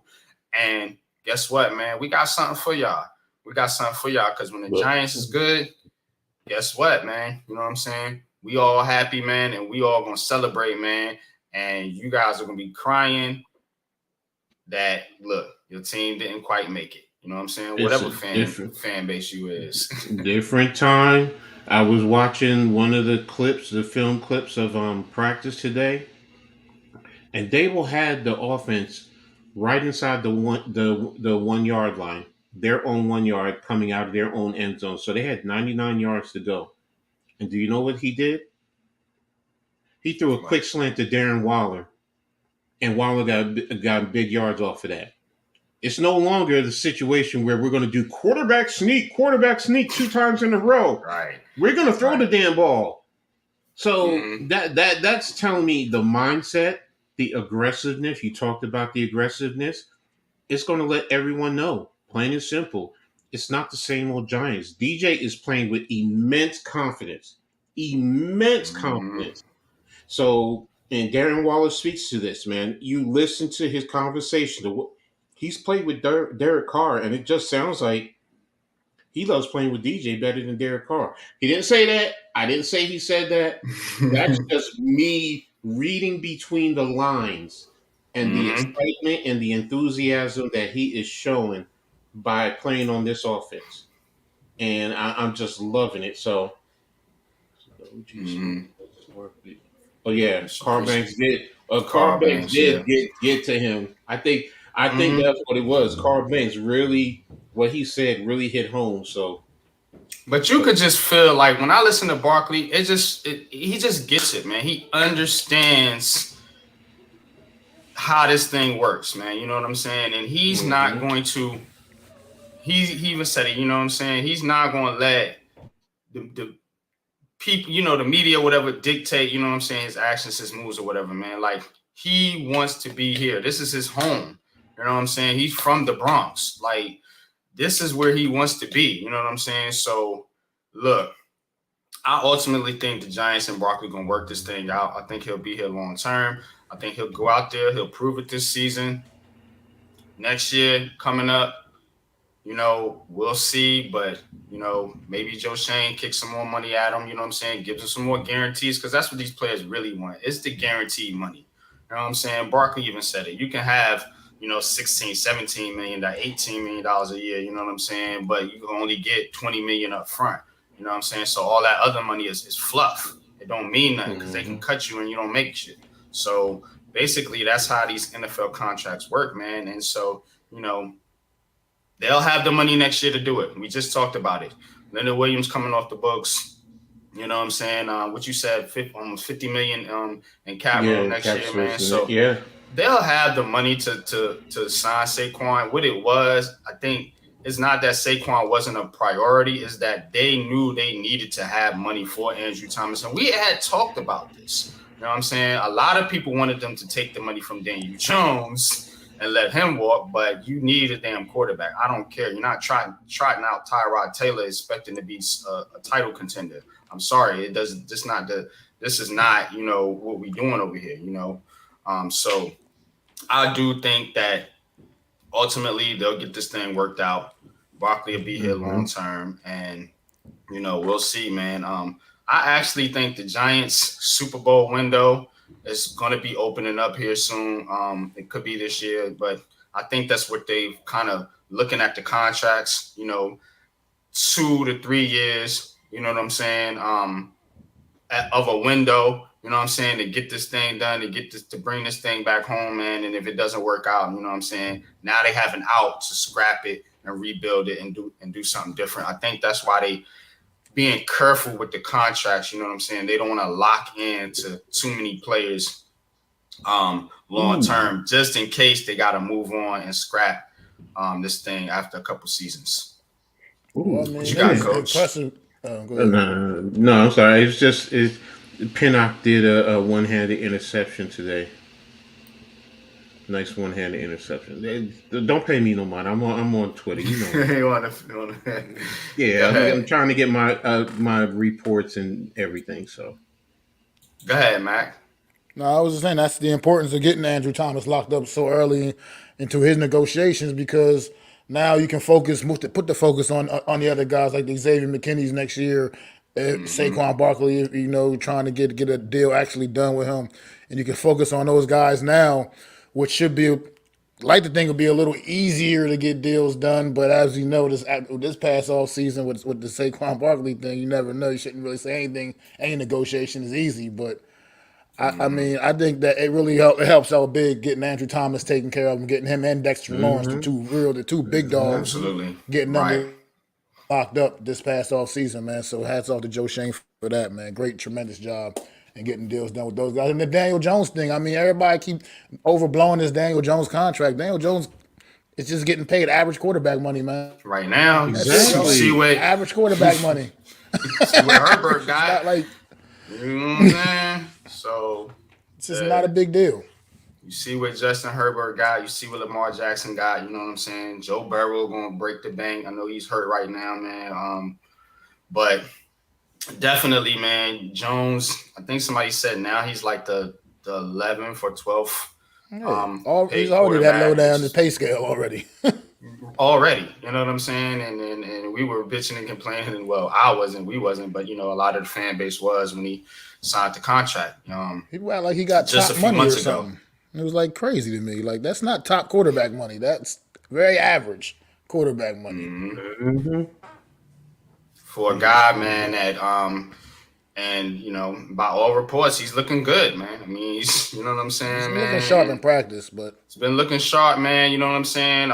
So is my man Darius Slayton, another hated Giants player. You know what I'm saying? So, Darius Slayton, man, he could get that 1,000 yards, man, that we've been looking at for a receiver. I know people think it's Campbell, you know what I'm saying? But it could very well be Slayton, man, because a lot of attention. Darius Slayton's going to get a lot of one-on-ones, where last year, he was kind of bracketed because of his speed or whatever, so kind of took away from it. They was playing Slayton like a number one last season, you know what I'm saying? And which is why things opened up for Isaiah Hodgins to have the season that he had, man. It's because Slayton's out there on the field, man. well, Don't underestimate this guy. I wanted to ahead, say Mac. about Joe Shane, what he did this offseason, which is another thing I like because this is a young team, man. We don't have any of that one like diva receiver. We got just a bunch of guys that are kind of all similar in the sense as far as how the league values them is at least anyway.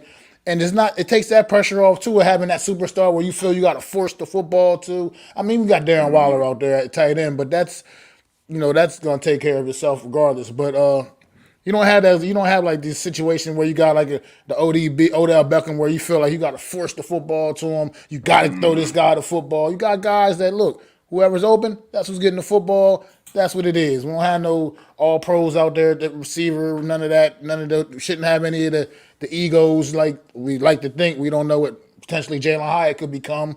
Obviously, he's a rookie, but at the same time, you have that pressure off it for Daniel Jones at the quarterback position too. To be like, look, man, I'm gonna go through my progressions. Whoever's open, that's who's getting the ball. Point blank. Period. I'm not going to be just trying to force the ball down the sideline to my superstar guy because I don't have a superstar guy. I just got a bunch of just respectable, credible guys, but they're not. None of them are like you're not going to see any of our receivers necessarily probably in the Pro Bowl next year, or they're not going to be all pros. I mean, unless some really really good things, have fabulous things happen, which I'm all for that too. But that's another thing that makes it takes a little pressure off of Daniel Jones at the quarterback position. He hadn't had to worry about that diva receiver that's going to be in his ear talking about, "How's over, man? Throw me the ball, throw me the ball." You know, Yeah. you ain't got to deal with that craziness. Remember, we seen it out of Galladay, and he ain't do shit, man. You know what I'm saying? And but yet, you know what I'm saying? He was throwing a tantrum, man, over there in the Washington game, man. Y'all remember that? So,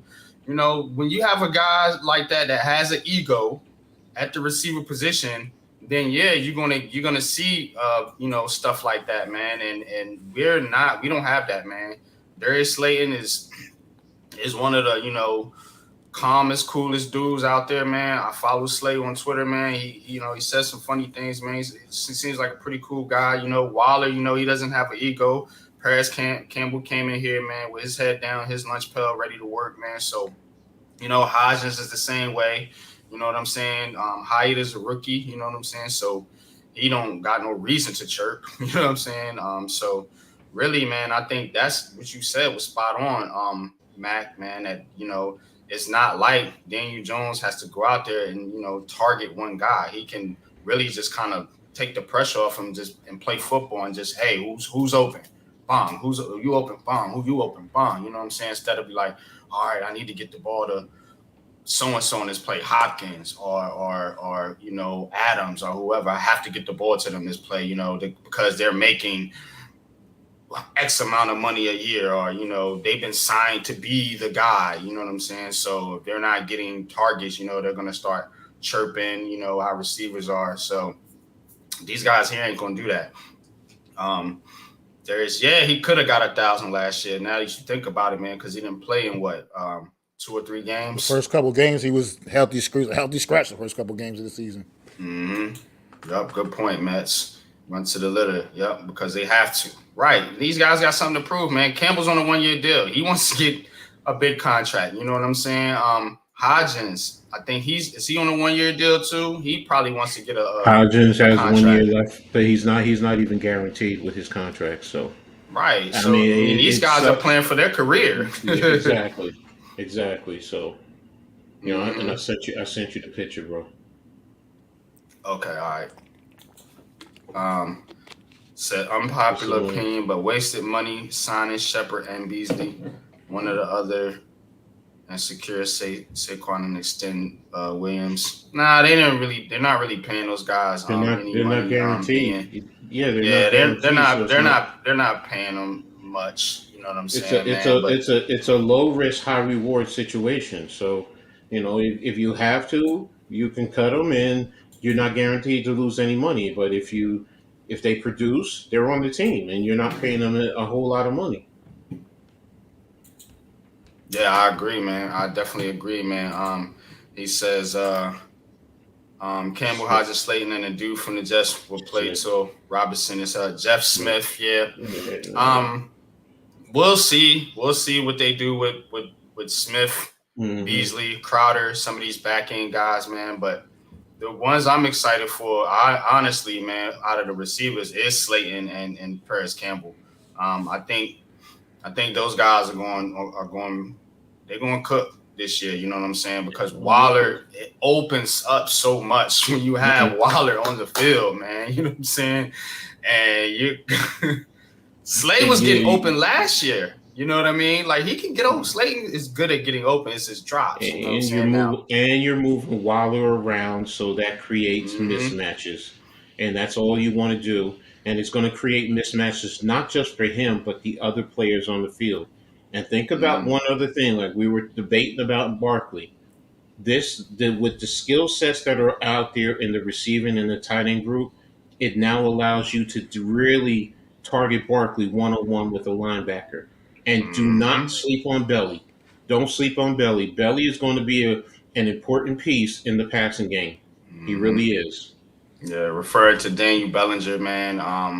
Absolutely. Yeah, he had a good year last year. He got hurt, got poked in the eye, man, and missed some games, man. But he was cooking. You know what I'm saying?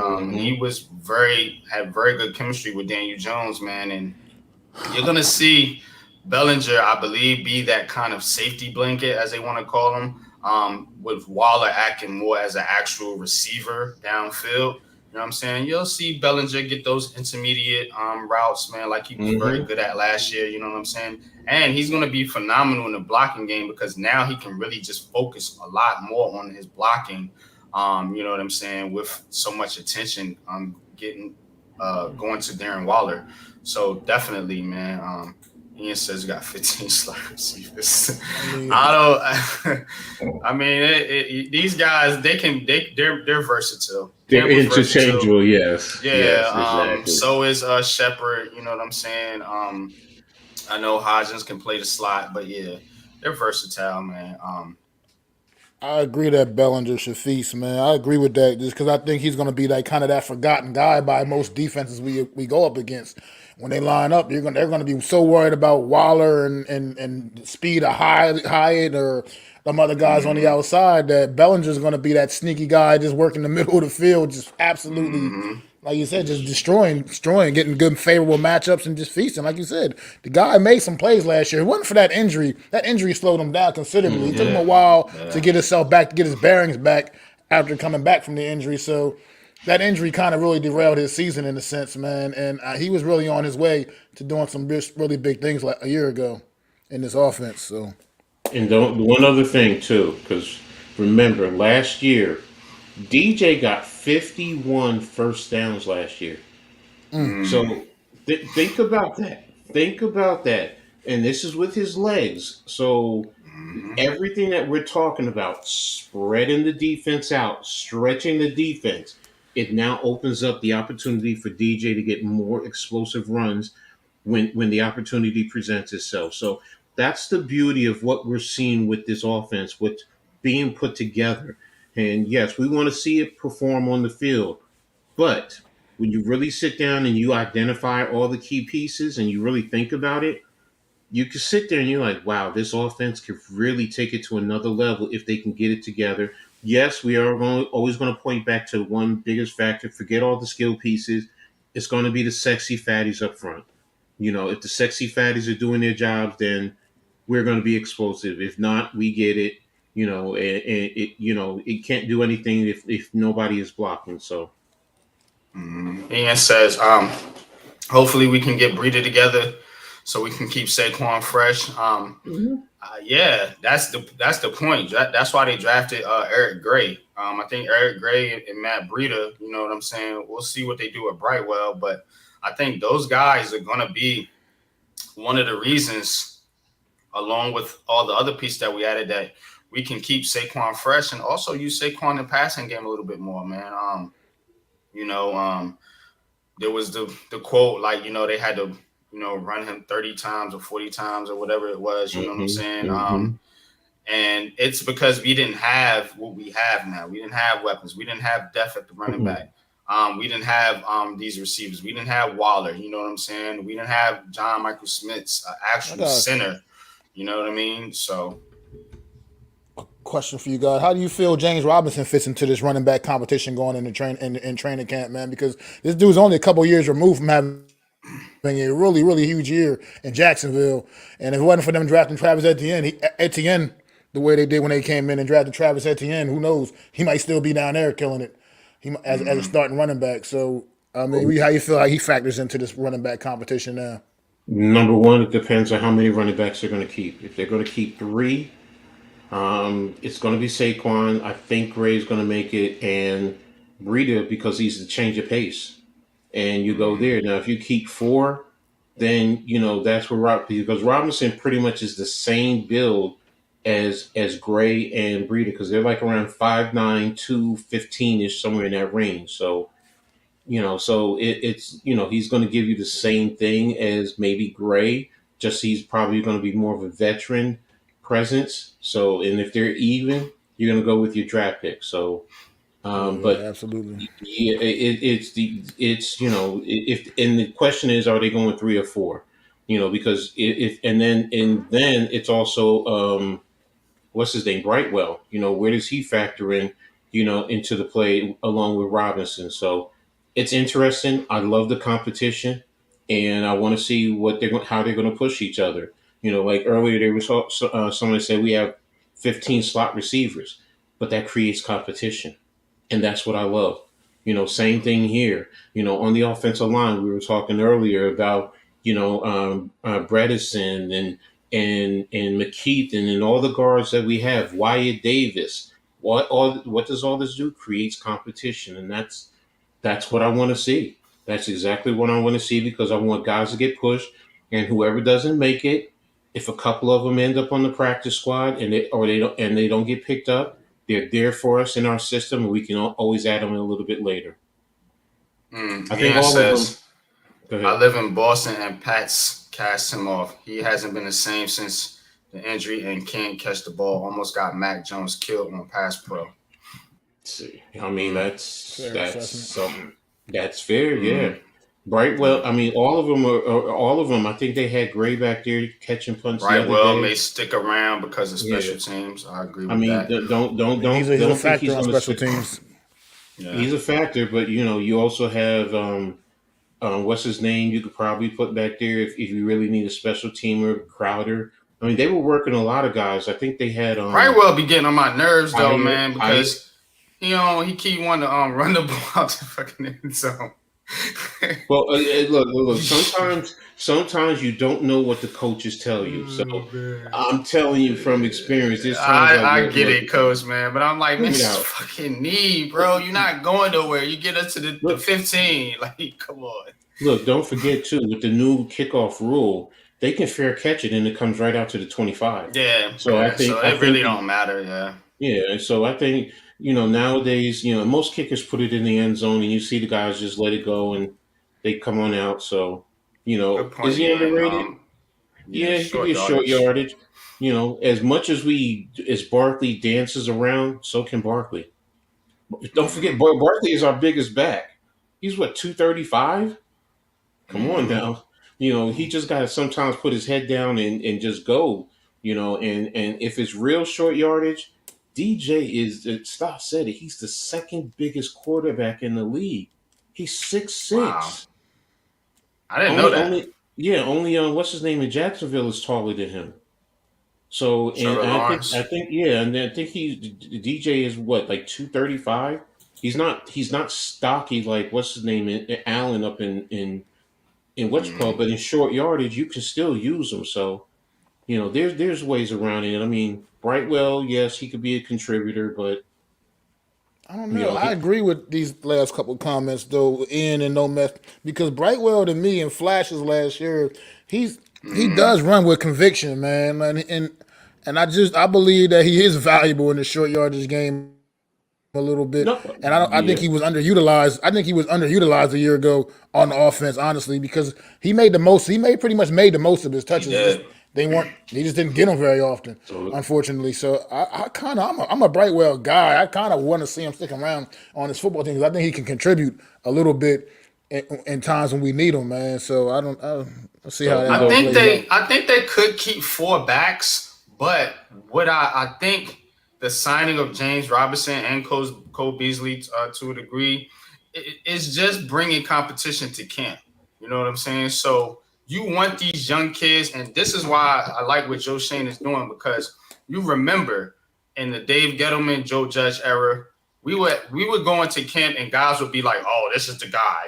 This is the guy. This is the guy at this position. mhm. This is the guy at that position." And it was no competition. You know what I'm saying? Competition brings out the best in players. So you want to see a better Brightwell. You want to see a better Breida Hell. You want to see a better Saquon Barkley. You bring in James Robinson. You draft Eric Gray. You know what I'm saying? Same thing with the receiver position. You want Slayton to take the next step. You want Hodgins to take the next step. You bring in Campbell. You bring in Hyatt. You bring in a guy like Jeff Smith or whoever. You know what I'm saying? So I think I would not say that James Robinson can't make the team or won't make the team, but I think it's more of a thing where they just want these guys to up their game. You know what I'm saying? And if you have a former 1,000-yard running back sitting back there, you know what I'm saying, ready to take your spot, you're gonna come in and be ready. You know what I'm saying? You're gonna come in and and do your thing. You know what I'm saying? So I I definitely mean, expect to see a guy like Brightwell, up his game up. You know what I'm saying? Same thing with Matt Breida. Matt Breida's roster spot, it ain't guaranteed.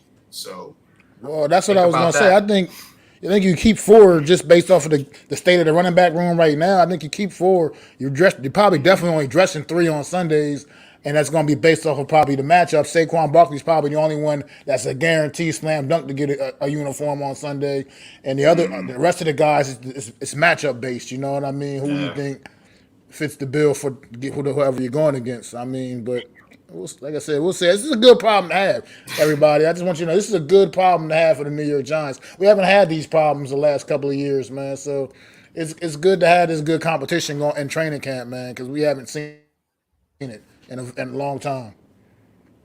most Who's definitely. crying about Daniil Hunter? Give that up, man. He re-signed with Minnesota, 1 year, $20 million. So there was the debate because he was put on the trade market yesterday, but he re-signed, so he's not coming here. So, and at $20 million, no, no, there's no way. Look, So man, the edge room does concern me. hmm But look, if Aziz Ojulari can get through a full season, or most of the season, um I think we're gonna be very fine there. I But do once think again, that Kayvon Thibodeau is quietly, very quietly now. Remember, he was drafted to be the guy. Um, Now, I think Kayvon Thibodeau has been very quiet, and I like that. And I want I want to see game one. I want to see Kayvon Thibodeau come off that edge and knock the shit out of Dak Prescott, man. And I'm gonna be like, yes, this is the guy I want to see, man. This is the guy that we were so hyped about with Giants fans. We were so hyped up about to see him come in and be the next great Giants pass rusher. You know what I'm saying? And hey, I ain't letting go of those expectations. Kayvon Thibodeau, man. If you happen to listen to this podcast, man, we love you over here, man. But hey, go out there, man, and prove to us, man, why the Giants made you the number fifth overall pick. He was starting to cook towards the end of last season, and I expect Kayvon Thibodeau to come out here firing on all cylinders, week one, ready to go. You know what I'm saying? For this New York Giants team, man. So it is a little bit of a risk. I mean, it is a little bit scary behind Aziz and Kayvon. You have Jahad Ward, who's more of a tweener. He's going to play all over the line, more of a run stuffer, edge setter. But that second pass, that backup pass rusher has to come from somewhere, man. Maybe it's Timon Fox. I don't think it's O'Shane Zimenez. But we'll see, man. What's your thoughts on that, man, before we get out of here, man? go ahead, man. You got it. I mean, I just think it's once again it comes down. It's gonna all come down to the depth, man. Like being able to keep these guys fresh. Like I said last year, I think that's what a lot of the issues were up front, man. With the New York Giants was these guys are just out on the field too damn much, man. They need Yeah. to be able to just be fresh, keep their legs fresh, just to it's not a conditioning thing. I mean, they're out there playing hard. They were still playing hard. It was just that they just. I mean, you get tired no matter what. You get worn down. I think it's gonna. I think the better depth we added to this team, Joe Shane, is the things he's done this off season, man. It's gonna pay off for all of these guys all across the board, man. I look for a huge year from Thibodeau. I mean, it's good that you're not seeing them all in the media right now with all this too Right. much craziness, man. Talking crazy and reckless and all this crazy. He's just focused on the season, on the task at hand, and I think he's gonna break out, man. Double digit sack guy for sure this year. I see it coming, man. And then Aziz, as long as he can stay healthy, who knows? He might be a double digit guy. They might both be double digit sack guys, to be Could honest, be. man. So Mm-hmm. it's exciting things coming down for the New York Giants, man. I'm ready for this season to get started. I don't know. I'm Can't just ready wait. for it to get started. To I'm with quote you, Mike. You know, Bart Scott, can't wait. hmm I'm with you, Mike. Like you said, number one, the rotation. Um, getting guys prepped, developing. You know, do I think we're probably going to bring someone in somewhere along the line? Yeah, probably a veteran, somebody who's affordable, but Just get the guys that we have right now acclimated. Everyone pretty much is familiar. And Ken Timone's Fox. Because he seems to be the X factor. No pun intended to Jimenez, but Fox seems to be the X factor. If he can really step his game up and take it to another level, maybe we don't have to bring anyone in, and he's the one that can be out there producing. And if he can get you 7, 8 sacks, that would be phenomenal. Mm-hmm. But again, if he gets you 4 or 5, that's great right there in itself. Because he's contributing. So Mm-hmm. Ian says, with the addition of Nacho on pass rush downs, we could possibly use Leo at edge. Okay, something haven't thought about yet. Next shift, what's good, man? Says sup, fellas. Man, I had a great night last night. Got laid and watched a decent UFC card. So today is so nice out. Yeah, man. I feel you. That sounds like a good night. I don't know so much about Leo at edge, but at least you can now save and preserve him more for pass rushing downs from the interior. You know what I mean? Like, I think he'd be more valuable in that aspect. I'm not sure about actually on the edge, but yeah, I think the defensive line rotation is gonna be crazy this year, man. With all these guys they got, we signed quality DTs. Yeah, man. It seems like they keep signing them, man. They not playing with this line, man, because they know in their division they gotta be stout on that line, man. You know what I'm saying? Because the offensive lines in our division are, I mean, I don't know about Washington's, but Philly and Dallas, they got pretty decent lines over there. You know what I'm saying? So we got to match that strength with strength. You know what I'm saying? So, most definitely, man. That's Friday night. Yeah. it's gonna be a great division to watch, man. It's gonna be fun. NFC East is gonna be fun this year, man. It was fun last year. Somebody was saying, man, they think all 4 teams could make the playoffs. I mean, it's one. I said it. The division that possibly could happen. In the NFC, look at the NFC. Seriously, if you go through and you really look at the NFC, there is the possibility. Is it do I realistically think they will? All 4? No. But it would not surprise me if all 4 still got to think about the Seahawks, though. Still got to beat the Lions. Point, yes. Vikings. But the Lions, somebody's got to win the South. Somebody probably the Saints. Here it is. The Seahawks, yes, but the other thing is Geno going to continue to elevate, or does he regress? Does he go back to being Geno? That's the next factor. So, I mean, Geno is not. He's not already the same thing. Everyone talks about Daniel Jones. The same thing you have to say about Geno.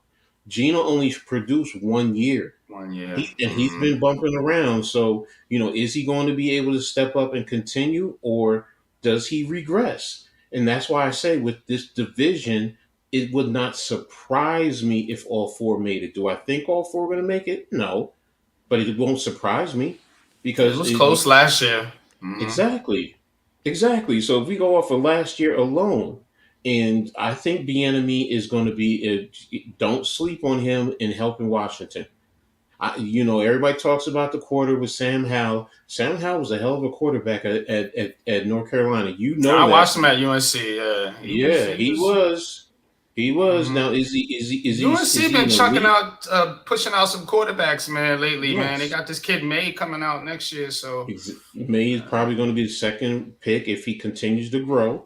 So, but the point is, Washington and they're not trading Chase Young, so they said they're keeping him. So it's man, this division, it will not surprise me if all 4 makes the playoff next year. And that's it, and you only get 1 out of the other divisions. It just won't surprise me. We would have to honestly, for that to happen, we would have to really dominate. I feel like the West, the NFC West, because that's your direct competition for a playoff spot. With Seattle, San Francisco, you know what I'm saying. So, and all teams play that division. So if we do pretty good against that division, then yeah, you knock some of those teams down and you bring yourself up, man, and then you go 500 or try to go 500 within your own division, man, yeah, that's the path to a playoff spot for sure, man. But do I I think think they'll it. all do that? I honestly think Dallas is going to be the team to take a step back. I think they'll be in games, but I kind of see them around a 500 team, to be honest with you, because I'm just not really feeling that quarterback or their coaching staff. They'll get by with some games just based on talent alone, but it only gets you so far. See, I think in the NFC West, the difference this year also is though, like the 49ers and the Chargers are, I mean, Chargers, 49ers and the Seahawks are just so much better than the Cardinals and the Rams in that division that they're going Mm-hmm. to feast on those guys, and that's on those opponents within the division themselves, both of those two Yeah. teams. And that's going to also help their cause as well. Going down, Mm-hmm. getting to the playoff, playoff time, and then same with the NFC North. I think Detroit and Minnesota are probably the kind of the cream of the crop of that division as well. Mhm. And it's you See, kind of believe you're going to. I'm having a sneaky suspicion that Green Bay might not be as bad as people thinking. I don't know why, because I think it's because of Nah, their Jordan doesn't defense. believe it. I think they're I ain't either. But I think their defense. I mean, they still got what's his name over there, the running back. I still have questions about Minnesota because now that you don't have Cook there anymore, it's going to fall more on Kirk Cousins more than anybody They still got realizes. Jetta though. Yeah. You, Yeah, you but have the you Dalvin have him Cook out is there. You have Hawkinson, but I mean Dalvin Cook is the reason why you really were able to get those passing That's yards. I'm true. sorry. I'm exactly, sorry. exactly. Now that you don't have Mm, him, I could play too high a lot more because your mm, run game doesn't concern me as much. So mm. that's pretty much what it boils down to. They don't. That's why I'm like, Any you know, believers in the Bears? the I Because think they're Bears Justin are gonna ascending. Fields is the next big thing, y'all. That's what I've been hearing all over I these think media but pundits. I think he the has Bears are ascending, but they're not still yes. not quite there yet. But they are going They headed in the brought right in direction. yes. I mean they brought the Yeah. pieces in on They got defense. DJ Moore. Yeah, they did some Yeah. things. So it's I'm not going to sit here and say they're going to make the playoffs, but I mean they can be there fighting and scratching and just barely missing out. They're that type of a team. So They're not going to be an easy out Mm, for anybody. mm-mm, They're going to be stiff mm-mm. competition for everybody they go up against. mm. So Coach, you was on there. I was listening to you the other day talk about Baker in the Bucks. Mm. Baker Mayfield, man, So they'll this is the the every conversation. day. Are the Giants real contenders in the NFC? That's what I'm saying, man. Like, push that it. Who, division is a joke down there. That's a joke of who a would division you this rank year. as the number one team in the NFC right now? Or the The Philadelphia Eagles, Giants, I think. Giants. For the Giants. Giants. Oh God. I love y'all. But seriously, I want to say that. no, I know. Here's what I think. Honestly, I think both the Giants and the Eagles are going to end up 13-4. Frisco's probably going to end up around 12-5. Mm, And we in the Eagles. Like I said, when I looked at the schedule, I broke it down, looked at what we have in that's our it, Pigeons, division. unfortunately. In our division, I think we're going to split with the Eagles in the Washington, and we're going to take care of Dallas. And even to start the season, because we're going to get Frisco at home week 3. A So short Let's week. go. it's like we're going to be ready for them. Even and they're just getting their quarterback. So and it's like when you go down and you look at like I can sit here and tell you, it's the Eagles, it's Washington, it's Miami, and honestly, I think Seattle is going to get us. Other than that, Mm, I think we take care of business with the rest of our games. It's not going to be easy, but our coaching staff is why I have this high level of confidence.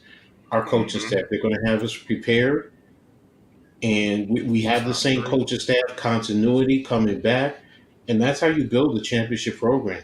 When you have a coaching staff where you're not getting plucked with your coordinators consistently, You have the same coaches coming back. Everyone is familiar with what's going on. You know how to run. You have players who know how to the culture within the organizations, and they can relay that to everyone else. And and your number one dog, your quarterback, plays with a high level of confidence, and that's what I'm hearing and seeing right now with DJ. Yeah, man. I think if I'm ranking the teams, you know what I'm saying, and we're gonna do an official NFL preview show.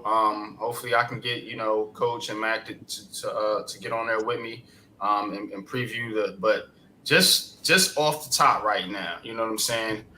Um, yeah, I would say Philly just because they went to the Super Bowl last year. I mean, you cannot just knock a team just because you don't like them. You gotta Mm-mm, you gotta be objective. Nah, you You know gotta what I'm keep it saying. So real. I put Philly there. I put San Francisco at 2, and honestly, I got the Giants at 3. I mean, you want to argue Detroit? Okay. You want to argue Seattle? Okay.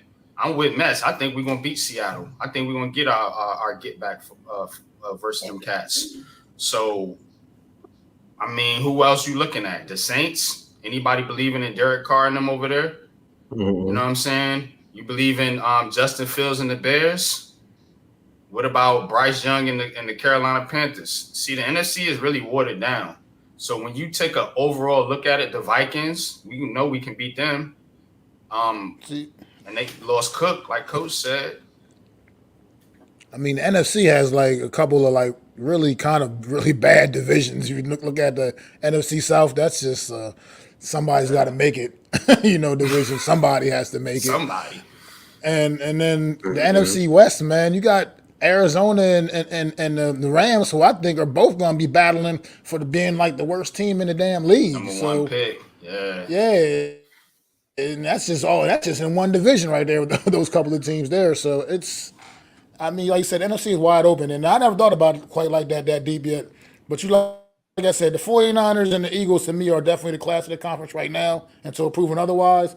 But then that third spot is kind of wide open, and I think you're right. I'm now the more I'm putting thought into after you guys, could be ours. That could be ours for the taking for real, big time, man. Like seriously, I think a lot of people would probably put Dallas up there right now. Most people would put Dallas up there, Because they but at don't the watch same football. time, I believe we're going to leapfrog Dallas this year as well. I think we still come up a little short of the Eagles, but we leapfrog Dallas. I believe. The Eagles, I think, realistically, see, I talked about coaching before. You lost both your coordinators. That's a Mhm. big thing. You Mhm. lost your left guard. You lost some key pieces on defense. Mhm. It's. I get it. I get they have talent galore. They had that. They had depth last year, but now you're tapping into that depth. I'm still mad about that So, Jalen Carter pick. Like, F the so Falcons, man. Like, we could have taken him. Yeah, we could have taken. No, no, not him. I'm sorry. I was thinking about him Smith. Sorry. remember Yeah, but you Jalen net Carter. Jalen Yeah, Carter. They let Jalen Carter yeah, get to the Eagles because they want to draft a yeah. running back. You know what I mean? But Exactly. So whatever. but it is what it is. But again, I mean, I heard he's having a good camp, but I'm hearing he's having a good camp, but not Davis. What is that saying?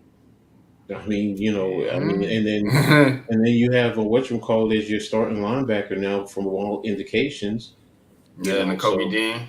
yeah, Dean. So it's like you still have a lot to prove with your young talent. They have it, but it's like I got to see it first with them. So that's why Mhm. it's like I'm not tapped in as much as everyone else. I get it. They went to the Super Bowl. I respect that, but there's just the door has been cracked open now. It So it's up to is. I everyone definitely else to agree with push that. that Yeah. door open to go take it. So and that's what this does. So when you win, you should expect that. So now it's our opportunity to kick the door open and go take it because it's there. I gotta I mean see that's how I them see it.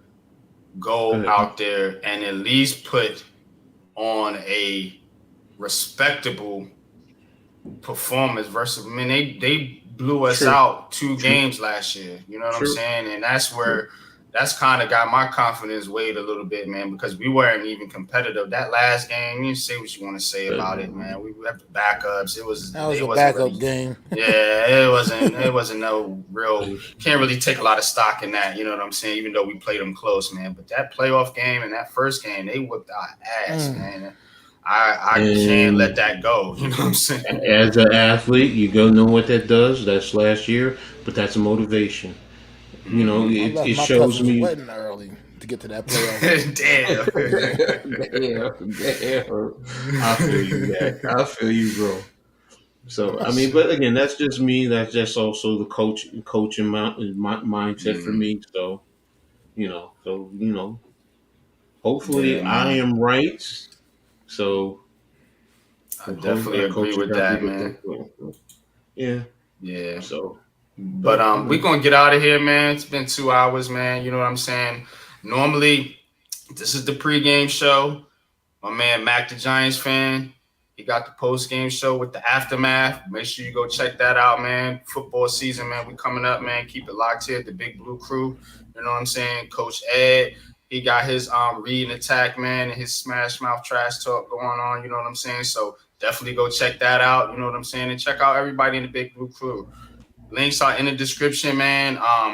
And go check out Go Travels, man. If you want to get to a game, Go Travels can take you there, can take you anywhere in the world, especially for sporting events, man. That's what we do. That's our specialty, man. You know what I'm saying? And we get you there for the low. You know what I'm saying? Definitely, man. So make sure you go check us out, man. Our webpage is in the description. Go check out our Facebook page where it focuses a little more on the sports aspect. And we will be doing big things this year, man. I'm gonna have more information coming up for you guys, man, as we are rebuilding our website. So definitely go check out Go Travels, man, and going to play the sponsor commercial here and the Big Blue outro as we get out of here, man. But any last words, man, from Coach, man? Definitely plug in your upcoming streams and what you got going on. And I want Mac to do the same, man. You know, before we well, I get mean, out of here. you guys know you can find me Tuesday nights, Heart of the City with NYG.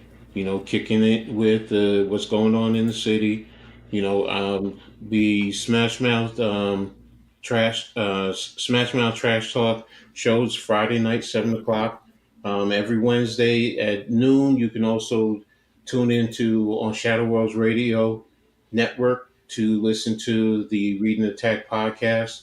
And I'm working on getting the Coach Ed's game strategy out. So this way, I'm going to be talking about game Can't wait for that. strategies.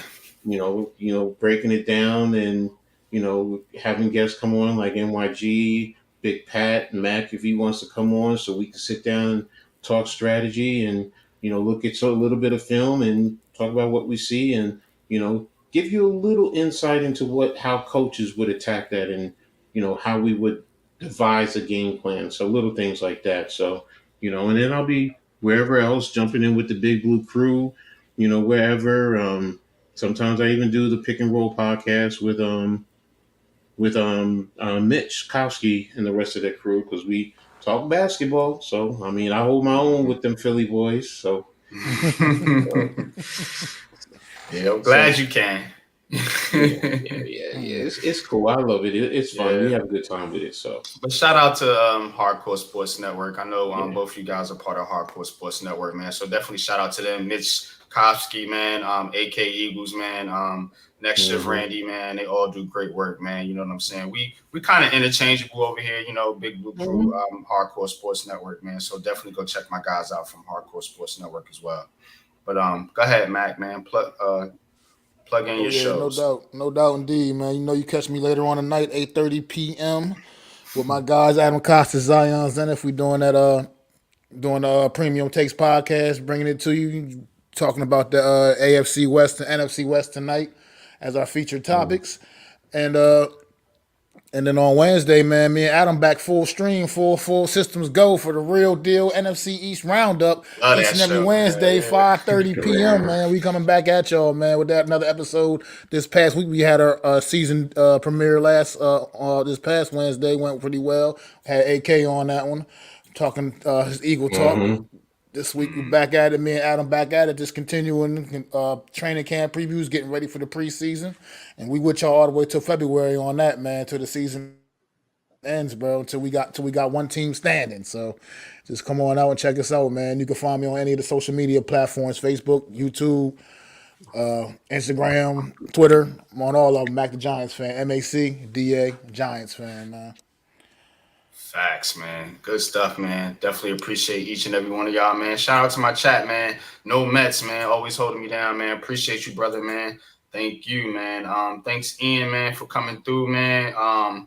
Next shift, of course, man. You know what I'm saying? Tudo for sure. Wells, and the whole Big Blue crew, man. Raphael, Michael, man. Appreciate each and every one of y'all, man. Thank you, man. Y'all make the stream, man. You know what I'm saying? Not me, man. Because if I'm on here and nobody's watching, what good is it? So, all right, man. Let's get on up out of here, man. I'm gonna leave you with the sponsor commercial, man, and the Big Blue Crew outro. Peace. Shadow Worlds Radio, a radio media outlet. The Read and Attack Show, Coach Ed's Amazing World of Sports. Go Travels, the go-to for all your sporting events. Wise Consulting Solutions, the wise choice for a better future. The Big Blue Crew, the best damn sports network on YouTube. This is a Big Blue Crew production.